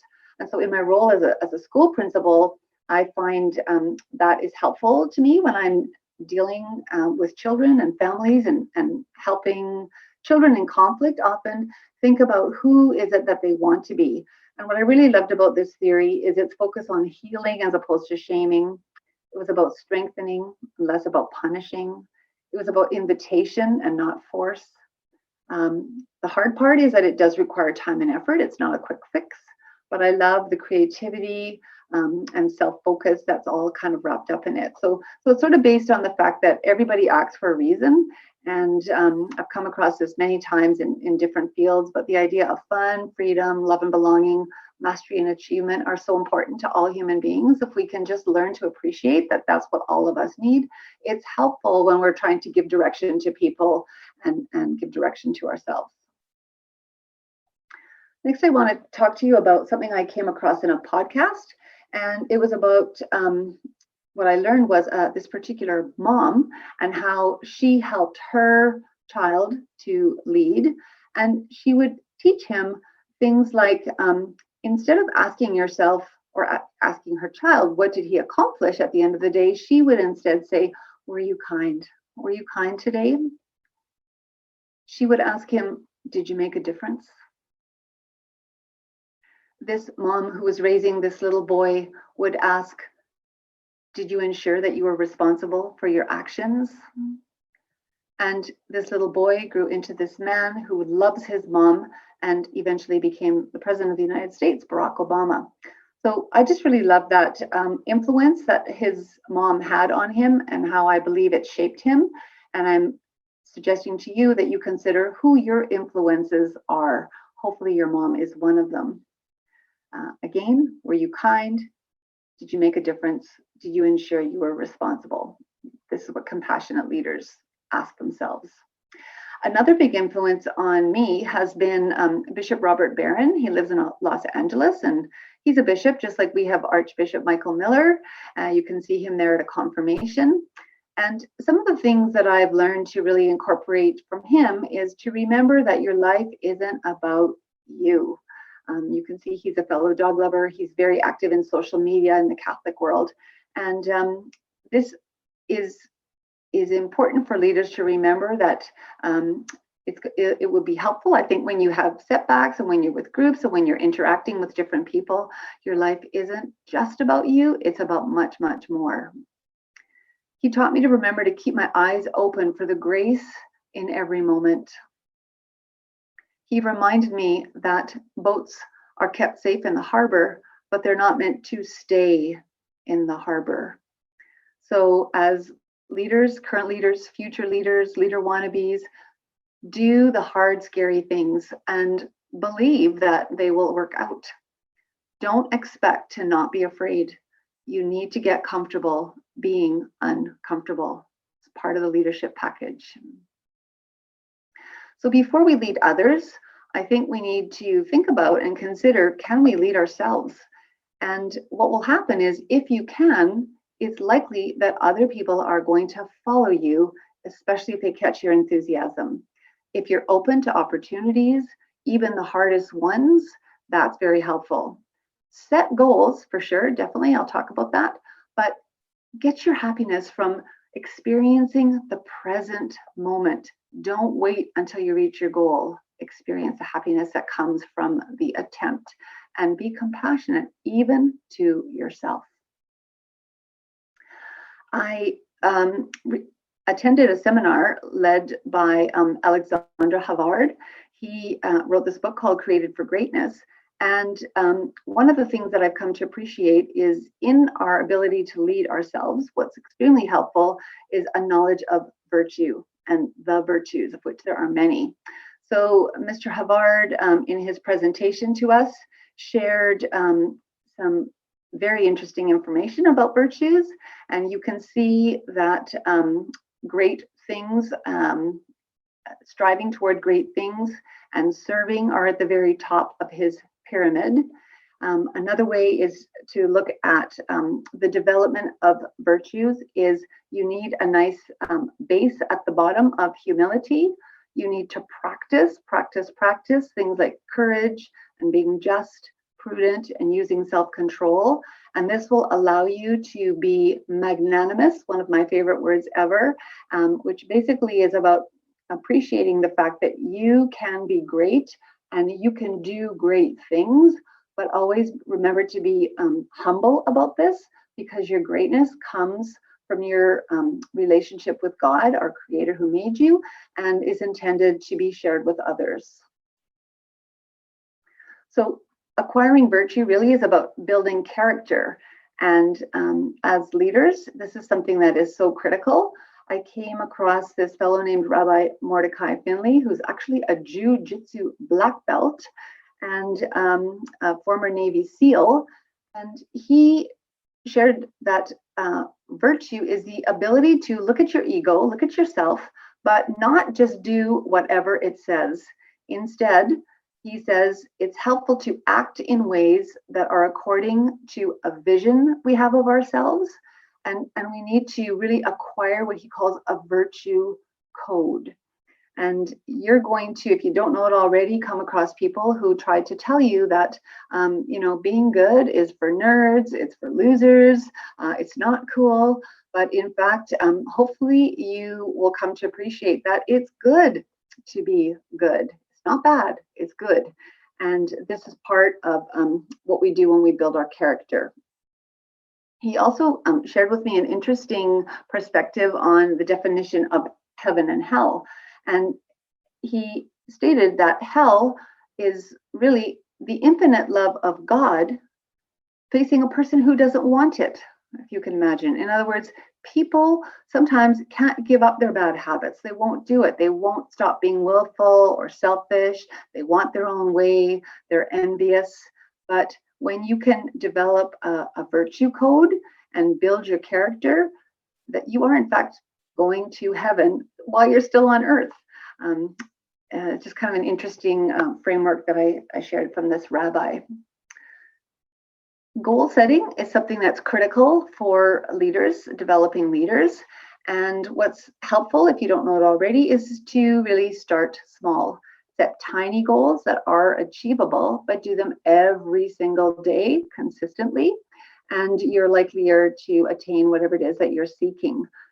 Remember that goal setting is about being willing to sacrifice in the short term in order to reap rewards in the long term. If we write down our picture of what we want, that is likely to bring you the success that you are seeking. I've certainly been doing this for a number of years now myself. Something new that I didn't realize before that I learned about that's helpful is to write this down every single day in the same way, and that really shapes our behavior, our choices, and our decision making. And so I've started to do this. I have 4 sentences that I write down every morning before I set off and out into the world, and it's really been helpful to me in my own personal growth, and something you might consider. Always keep in mind, you guys, that growth happens not when you reach the goal necessarily, but in the process of trying to get there. So you remember I said, take a moment in the moment to experience the happiness. Sometimes you may get to where you're going and realize, oh, that's all there is. I'm a little bit disappointed. I thought there might be more.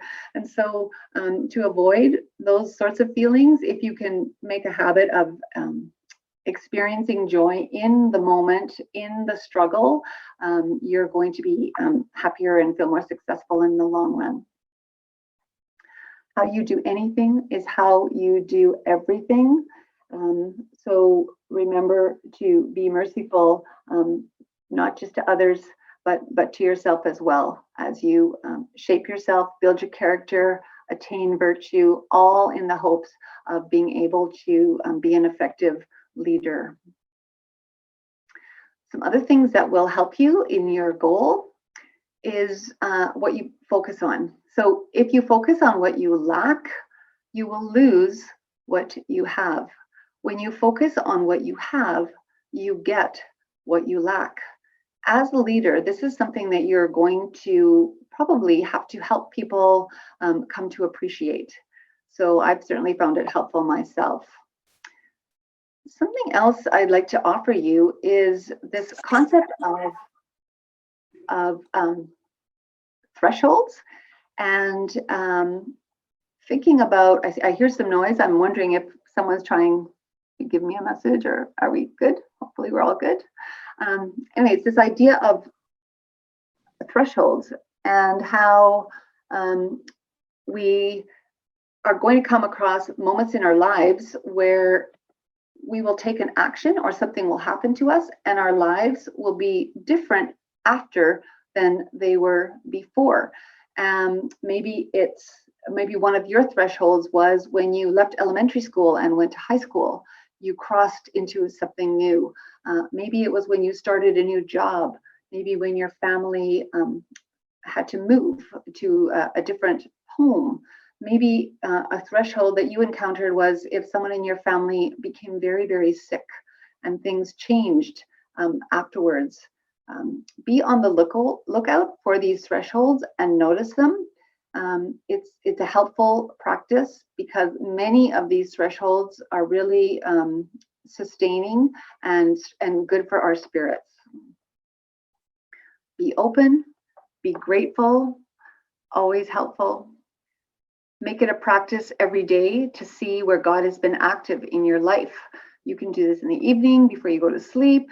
I often do it in the morning on my drive to work. I think about my previous day and go through this process of just starting in the morning and going through over the course of the day, where was God active? And it's possible, particularly as a high school student, that you may have moments of desolation, sadness, upsetting things that happen to you. But if you can make a habit of always looking for God's presence, the consolation, even in those dark moments, it's just very helpful and consoling and will sustain you in your quest for leadership. As you continue to grow in self-awareness, you're going to tell yourself some things. There's going to be some self-talk. And so make that story that you tell yourself one that you choose. Make it a positive one. Look for the rewards, look for the consolations, look for God's touch in your day. And that story is going to be one that will probably make you a more effective leader, I would argue. I'll just skip to this next part a little quickly. Something that I've done, you may have come across this, is the one word practice. An author whose name I can't remember right now, I think it's John Gordon, he came up with this idea of choosing a word every year and sort of using it to make decisions or reflect on. So my word this year was walk. Walk with people, walk behind people, sometimes walk humbly.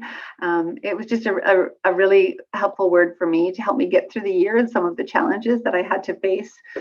I've had some other words, including magnanimous, actually, that has come up. So I choose one every single year, and it's kind of a neat thing that you might want to try.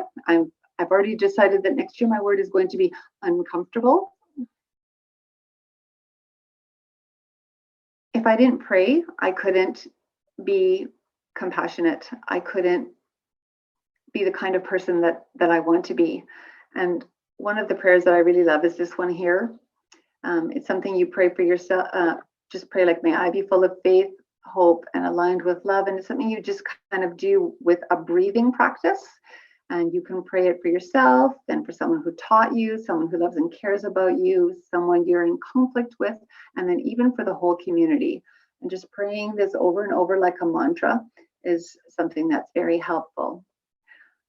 Obvious things as well in leadership, if you're going to sustain yourself so that you can be a force for other people, you need to eat well and healthy. You need to move your body a lot, not constantly sit in front of your screen.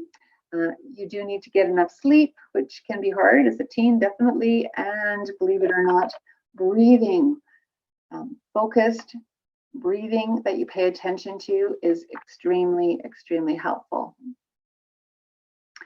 When we lead with compassion, we aim at building relationships and restoring them when they get harmed. Father Richard Rohr talks about the importance of love in this process and how we need to love without expecting anything in return. Gratuitously means loving for nothing. We cannot wait for others to love us first. If we do, we might not know how to receive that love. If we love only when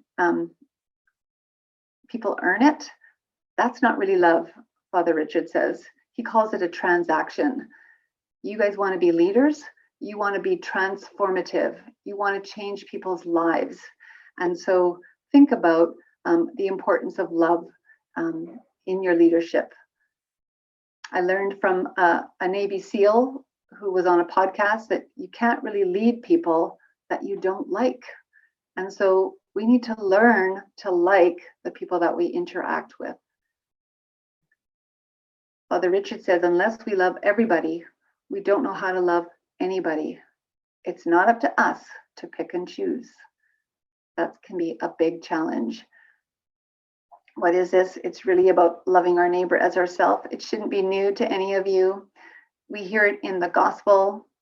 Talk about being friends with others is easier when we can be friends with Christ.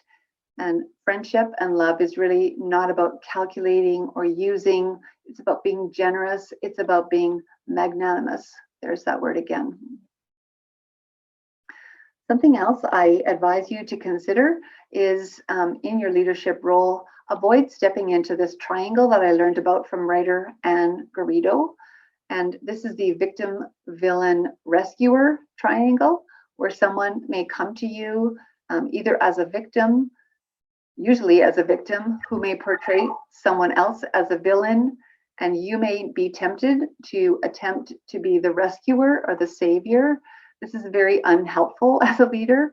It's really best to work with people, to build relationships with one another and go to each other when they have conflict and help. Your role can be to help restore that relationship with them, but help them to go to each other first.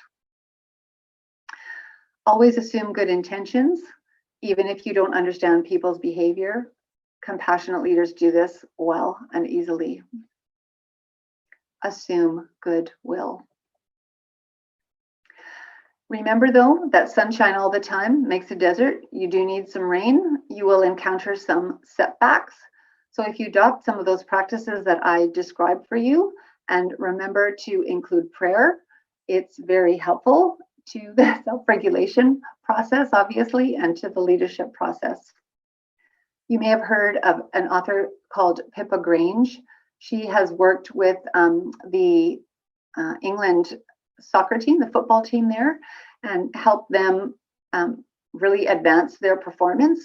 She reminds us that the results that we seek, particularly as leaders, they're outcomes, but they're not your worth.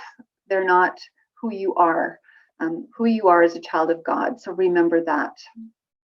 Keep in mind that if you're going to be powerful and life-changing, some people are going to think you're a joke and an embarrassment, and you have to be able to accept that. The only way you're going to reach places you've never gone is to trust God's direction to do things you've never done. Being compassionate can be very challenging. Surrender to the wisdom of God and believe you can do it.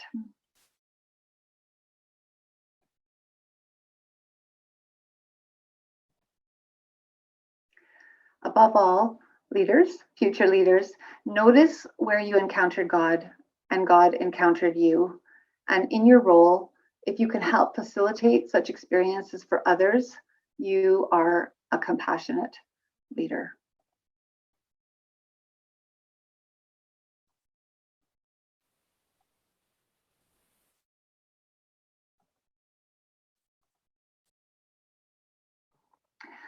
I'm not sure if anyone has questions or comments or what our next logical step would be. So if anyone has any feedback or would like to touch on anything that maybe resonated with them or connected with them, I wouldn't mind hearing from you. I think we're done with the 30 minutes, so I'm not sure if we can still spend 5 minutes or so on that, or if you have something else planned for the day. Just personally, something that I thought was really interesting was the thought of, it was the idea of like transactions when it comes to like love and stuff, and how, you know, when you love somebody, you don't like love someone and then expect something back, but it's just that you love them, and if they do give you something back, that's cool, and if they don't, then that's okay too.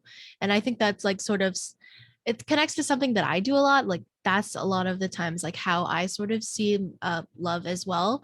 So I sort of like that I was able to see that in your presentation. You had a lot of really great points. Oh, thanks. Does anybody have any questions for Mrs. Wihak?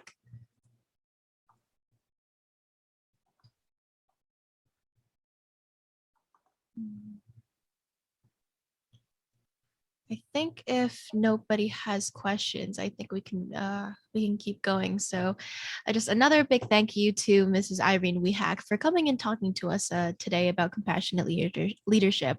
We really appreciate you joining us and educating the current youth with your wisdom and insight. We will now be inviting our next guest speaker, Mr. Mike Wong, to take the spotlight, but I'll give him a bit of an introduction first. Mr. Mike Wong has been a Toastmaster club officer, which is a Toastmaster is a club for public speaking, in downtown Vancouver area since 2008. Mike is a designated accountant, CPA, chartered professional accountant, CMA, Certified Management Accountant, and is a graduate of BCIT and Langara College. Mike is also an avid investor of stocks, mutual funds, and recently started investing in cryptocurrency. This assists Mike in his job as a securities regulator in British Columbia. In his spare time, Mike likes to go to the movie theater often and is a foodie, writing online reviews of restaurants. Mike vacations in Las Vegas and Toronto almost every year. So with that introduction, whenever you're ready, Mike, you can go ahead and start. Great. Thank you, Courtney. Can everyone hear me? Yes, excellent. Yeah, thank you. Yes, I'm Mike Wong, and I'm honored to be here today, joining your Y4Y conference. Mrs. Castile and I are co-workers in downtown Vancouver, and I'm really pleased to be here and to join your mini senior leadership conference. I did prepare a PowerPoint presentation. I'm going to try and share. Hopefully it works. And I must say, I am really impressed with the PowerPoint presentations, the slides that from the last half hour, because I've been on since around 4:30. So it's like 45 minutes. And the presentations you guys have been doing look amazing. Mine's going to look really boring compared to yours. And let's see if this works. Do you see the slides? Okay, great. Leadership and communication. That is my topic for discussion today. And as Courtney mentioned, I'm a Toastmasters, I'm an accountant, I'm an investor. And I think because I was asked to talk about leadership and communication, I'm sort of focusing on Toastmasters, and Toastmasters is a speaking organization, and I, as noted, I've been part of the current club since 2008. I've been a club officer, including club president a couple times.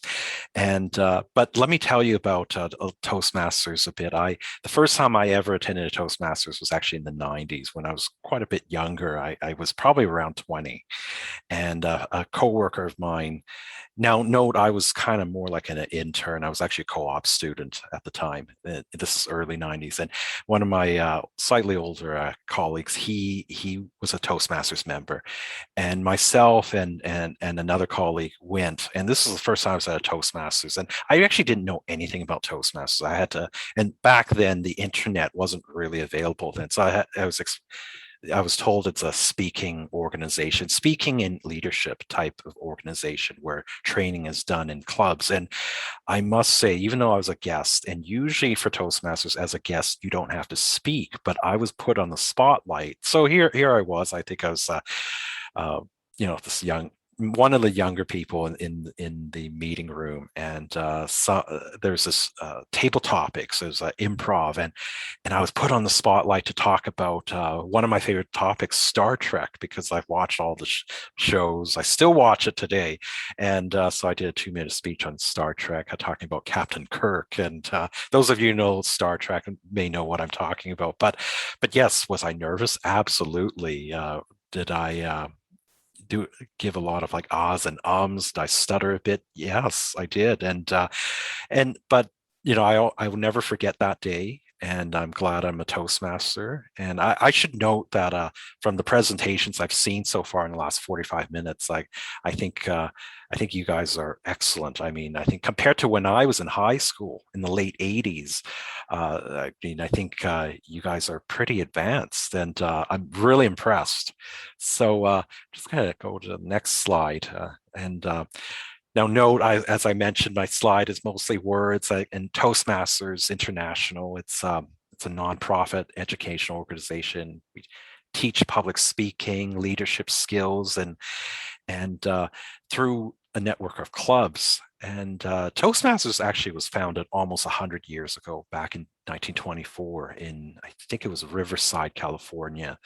Today, the head office is actually in Colorado. They moved out of California, but yeah, nearly 100 years now. And Toastmasters has over 300,000 members in more than 15,000 clubs in the world, in 149 countries. And if you were to actually just Google Toastmasters clubs near me, most likely you will get hits on results for several clubs near you, and one day you might want to check out a Toastmasters club as a guest, or join one. And you do meet a lot of interesting people. You have people from all walks of life, and different backgrounds, different education. And actually that is one of the things I love about Toastmasters. You get to learn more about your fellow Toastmasters. And now note that Toastmasters, it's usually a weekly meeting at most public clubs, or bi-weekly. The club I'm part of is bi-weekly. So every second Wednesday we meet, and it's a very supportive atmosphere usually. Everyone gives a lot of support and mentoring and feedback about speaking. And you also get to see other speakers in action. And it's always a pleasure. And know that even though I even kind of love Toastmasters, I've met other Toastmasters, they just love it so much. They're part of 9 or 10 clubs. I have trouble just keeping up with one club, the one at my work. I'm just moving on to the next slide. So in Toastmasters, we involve members in the preparation of speeches. Very similar to what you guys just did, actually, in your presentations just now. There's prepared speeches, but there's also something called table topics. I mean, I've mentioned table topics, and table topics is you don't know what the topic is going to be. You might know the theme, but you don't know the exact question. And it's sort of like improv. So you're put on the spot. You have 2 or 3 minutes to talk about the topic, and it's quite exhilarating. I know some people are really anxious. It makes them quite uncomfortable to be put on the spot. But I got to tell you, I think in the future, it's good practice, table topics, because wherever you work, dealing with your coworkers, your bosses, your clients, you'll have to field questions at times, respond and communicate that way. So Toastmasters is a really good practice for that. And also, in Toastmasters' opinion, my opinion, and for a lot of Toastmasters can help you lose the fear of public speaking. I mean, I think for your group, you might not. Sorry, bear with me.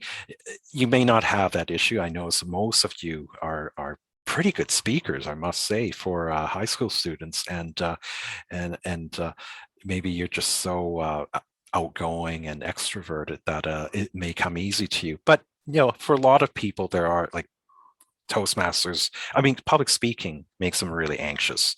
I mean, supposedly some people say they would rather skydive than do a public presentation.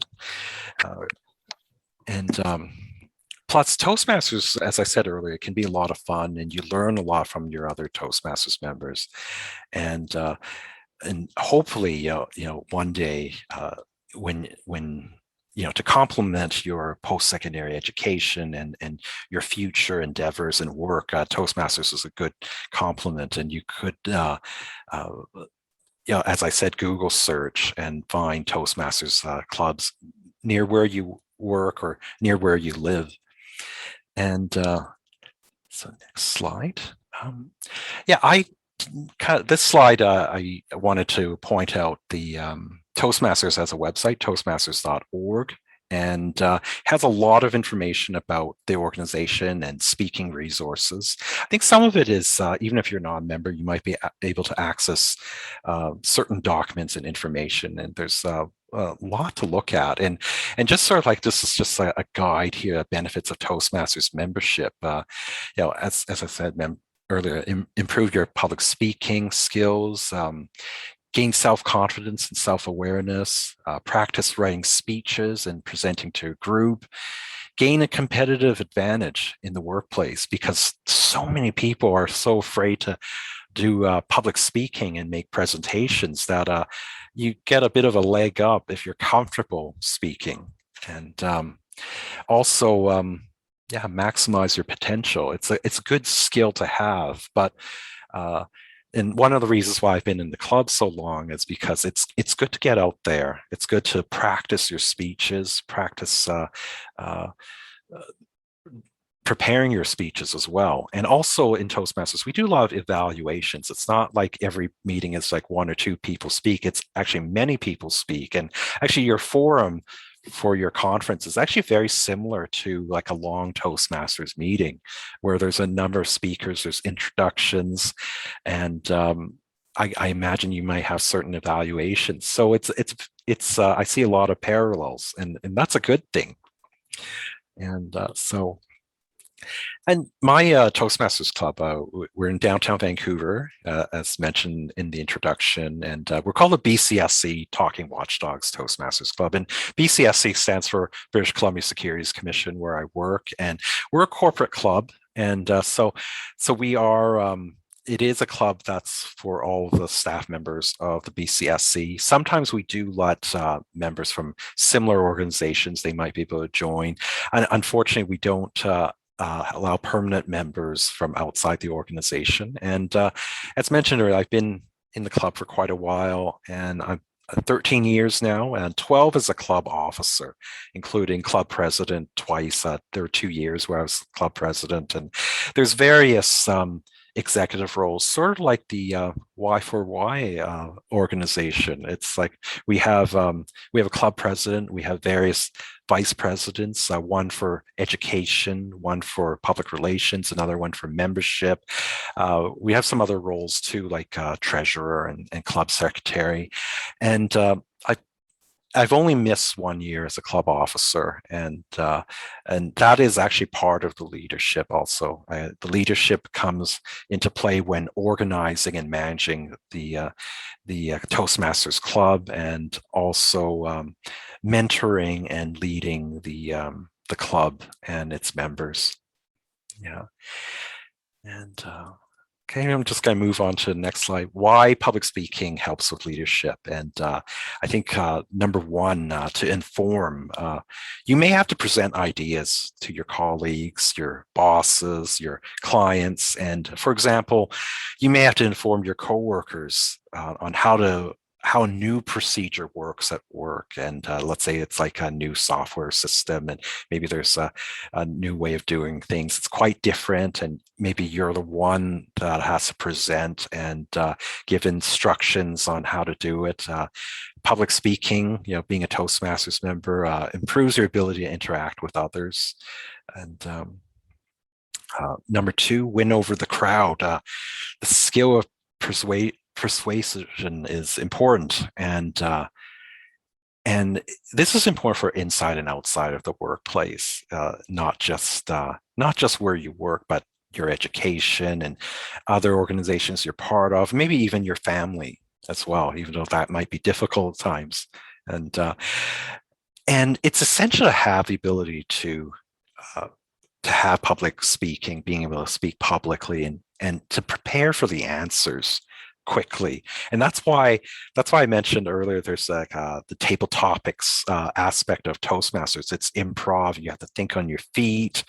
And I would say when answering questions, I think if your mind is sort of thinking of 2 or 3 different ways, go with what you think of first, because it's probably the strongest point you're going to have, and it's probably where an issue that you can talk about quite a bit.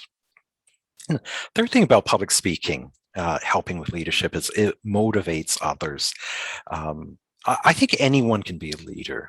And if you have experience public speaking and being a Toastmasters, leaders should be great public speakers and motivate an audience, taking ideas forward. You must be able to excite and inspire your audience, and move forward.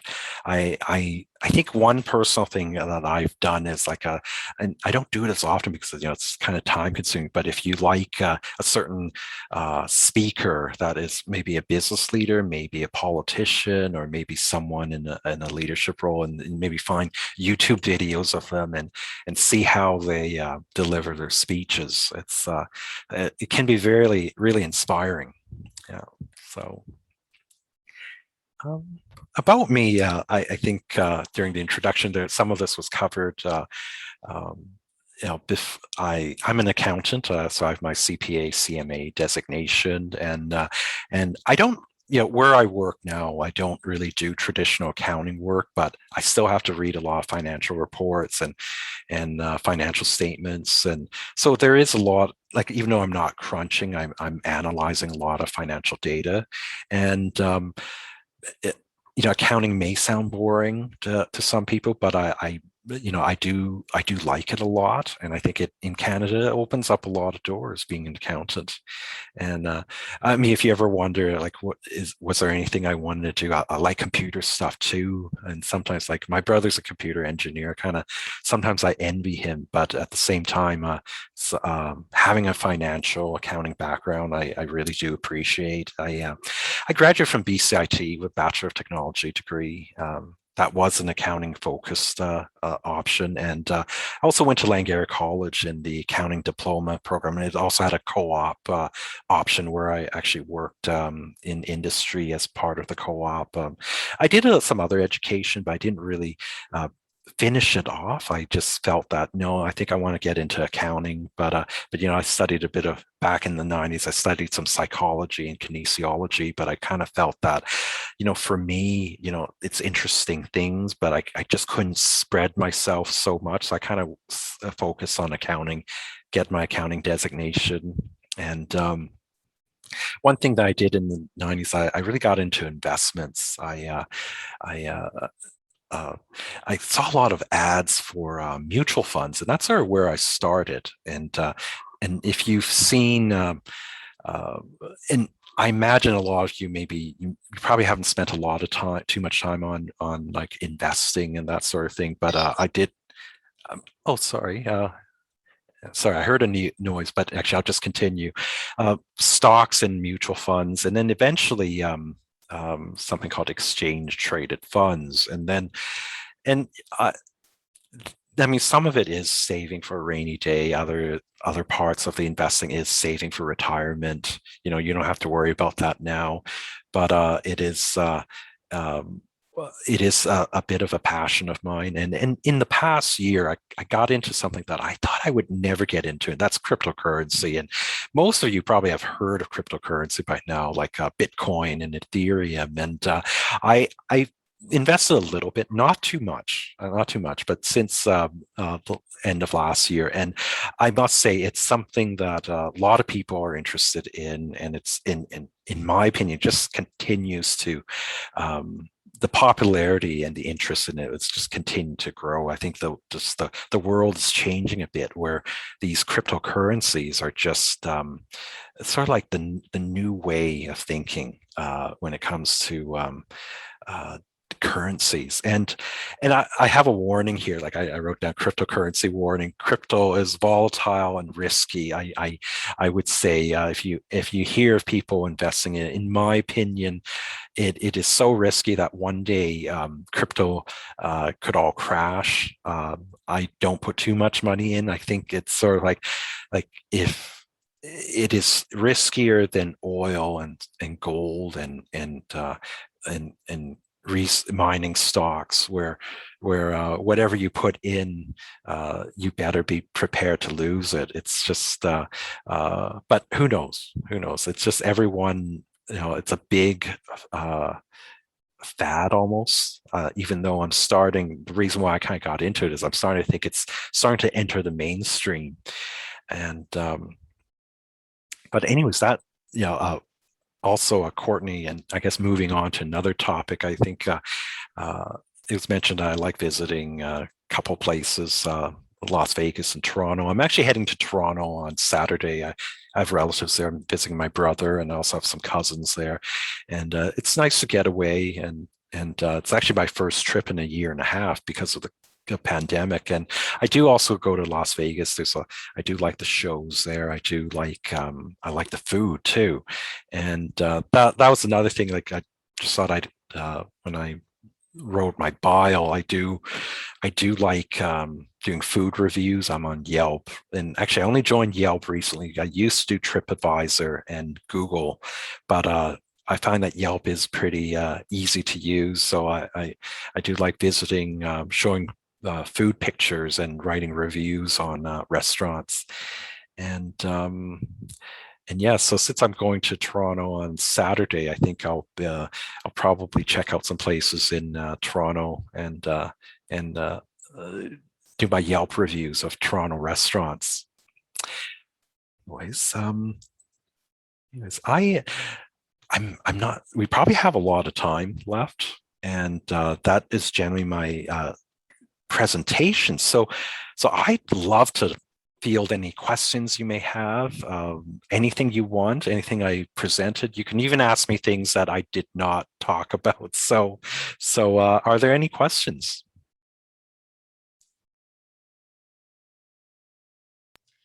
Hi, I have a question. Just like personally for me, I've always been sort of interested in public speaking, but I just have really bad sort of like stage fright, I guess.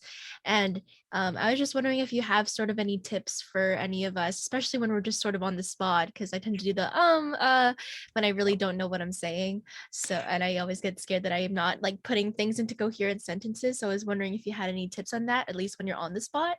Okay, well, Courtney, I would say the number one tip I have for you is that most public speakers experience that. From what I've heard, from what I've read, like some don't admit it, but a lot of them are open about how even though they presented hundreds of times or thousands of times, or even if their job needs them to speak publicly on a daily basis, I've often heard for a lot of people, they still feel stage fright, even if it's the 10,000th time they've been on stage.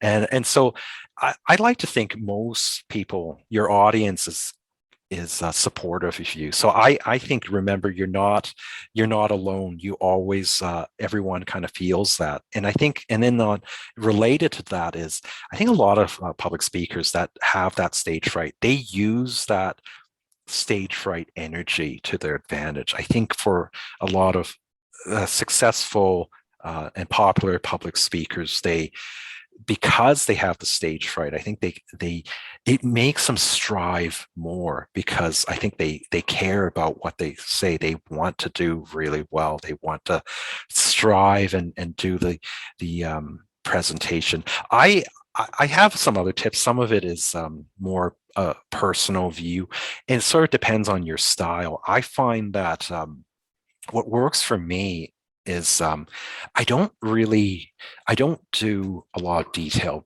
presenting. Preparation. Like I don't write it word for word and try and deliver a speech word for word verbatim.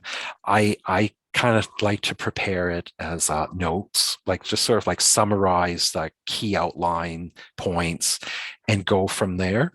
Otherwise, in my opinion, it's sort of like, it's too rigid. So I think that is a tip that I have. It doesn't work for everyone, but for me, I find that if I'm doing it word for word speech, I get a little bit more nervous.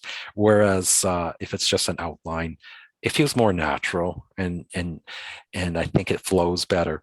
Other people are the opposite. I mean, I know Toastmasters members and other people that do public speaking and presentations, they do like doing it word for word, and they can't do it the way I do it. So you have to sort of figure out what works for you. And so those are my tips. But you know what? I often hear certain tips that do not make sense. Like, for example, some people say, I know in the world of COVID, it's like we're doing this on Zoom or other online platforms, but in real life, I know some people say, they like to look at the wall at the back wall, but people can see that you're not really looking at the audience, so that's a bad thing. So those are my tips, Courtney, on dealing with that anxiousness. We have some other questions Okay. here. Here's a question from Ryan. Okay. Would you recommend a high school student to get into stock exchange? I'm interested, but I don't know where and when to start. Well, I think, I do know of someone that is in high school where their parents did set up an account for them and they put a little bit of money in. It's kind of rare. Like usually you don't start doing it until you're sort of working, you're in the workforce. And, but no, there are times where teenagers do start. Now, note that quite often your parents have to set up the account for you, and your parents probably would have to co-sign the setup of the account, and so you may not have full control until your age of majority, which I imagine at least 18 or 19 here in BC. I think, if your parents are supportive, then it's good to the earlier you start, I think you kind of build your knowledge. So that's my opinion on the issue, Ryan. Yeah. There's another question here. What's your favorite speech that you've ever done? Oh, I think I would have to say the icebreaker speech in my Toastmasters Club here at work. I sort of did it differently than most of the other icebreaker speeches that I had seen, because a lot of the icebreaker speeches I had seen, a lot of my fellow Toastmasters would do it in a really conventional way. Like they kind of always started like, I was born here, I grew up here, I went to kindergarten here. And I kind of sort of did differently. I kind of said, I wanted to pick 3 key things I'm really into. So I talked about my travels to Vegas and the shows and food I like there. I was really into computer stuff there. So at that time, this was several years back. So I kind of always talked about the technology I liked, like whether it be just a PC computer or Apple's stuff like an iPad, and how it's sort of like I used to sort of like every year, I would like that tablet, or I like that personal computer. And I think, what else did I do at the time? I know I like computer stuff, I like traveling, and I think movies. Yes, movies was what I talked about a lot. I'm a big movie buff, so I really enjoyed talking about, I guess, some of my favorite movies and how it sort of inspires me. I like movies because it's a great way to escape. I find that work is stressful, so I find that taking on watching a movie is kind of, for those 2 hours, I'm away from my troubles. So, and I like a lot of different genres of movies, and but that was the speech that I enjoyed the most. I guess I was just sharing these 3 things so that my fellow Toastmaster members, they can find a way to connect with me. Like if they were big movie buffs, or if they like traveling to Las Vegas, or if they like computer stuff. So that's the one that comes to mind.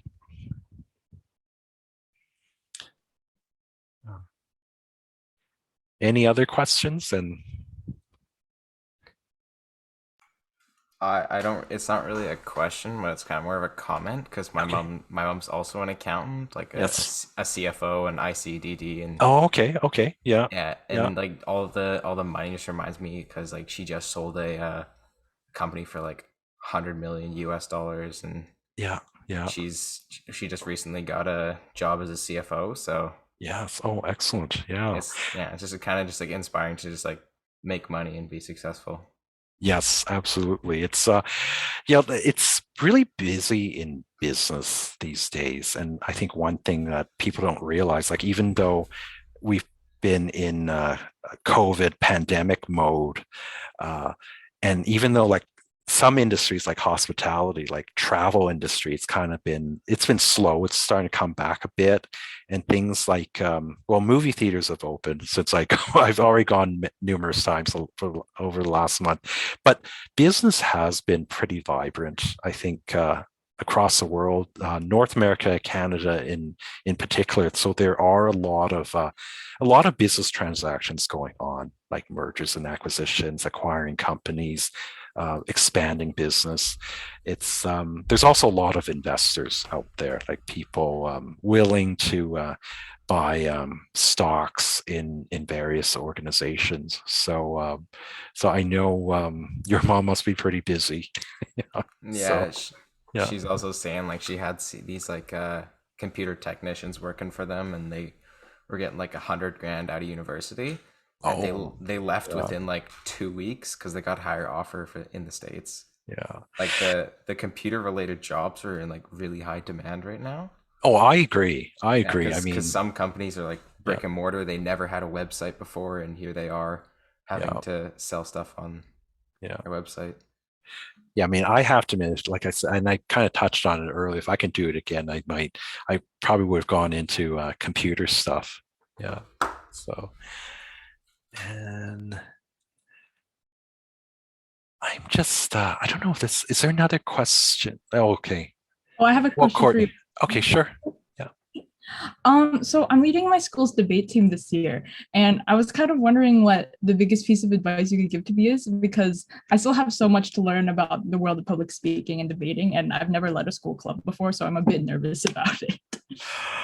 Well, I'm going to tell you, I'll be honest, on the debating side, I wouldn't say I'm an expert. We've done some debate style Toastmasters meetings, but I found that the last time I did debates, which was way like many years ago, like decades ago, like when I was like just maybe like your age, I found that there are some people, in my opinion, are just natural debaters, and they're very good at. Maybe you're one of those people. I just find so I would say generally people that like to talk a lot, in my opinion, tend to be really good debaters. And I guess for your club, I mean, I think now, Madison, I saw you speak earlier, so I see I already see like leadership attributes in you, and you actually speak quite well. I was actually in a very advanced level, in my opinion. So I think you're on the right track. I think if you're already a leader in your Y4Y organization, I think that's a good stepping stone. I think you have good building blocks, and for debates, like I said, it's not really my area, but I'm sure you can probably find some good tips on YouTube. So, yeah. Thank you so much. Yeah, thank you. All right, so I guess my time is coming up, I take it. Yeah, I think you've gotten like some pretty good questions, and you've been very you've explained a lot of these of your tips and stuff, so I think it would probably be safe to cut it off from here. But thank you again so much for giving your time here to come speak to the youth. And we really appreciate like all that you're doing, especially talking about the Toastmasters Club. Like that is something that I find really interesting. I didn't really know that there was something like that at all, at least in this area. So I think that's pretty cool. So again, thank you so much for all of your really good insight, and we will definitely be taking your tips and stuff to heart. So excellent. Thank you so much, Mike. Thank you, Courtney, and everyone else. Y4Y. It was a pleasure to speak to you this afternoon. So, and just as a tip, actually, if you have some questions about Toastmasters, Mrs. Castile was a member of our club for a few or several years. So, all right. Well, I'm going to log off. So thank you very much. Thank you so much, Mike. We appreciate you coming out here. Bye-bye. Okay, bye-bye. Someone told me to hop on a plane and go to New York City. It's got everything that you've ever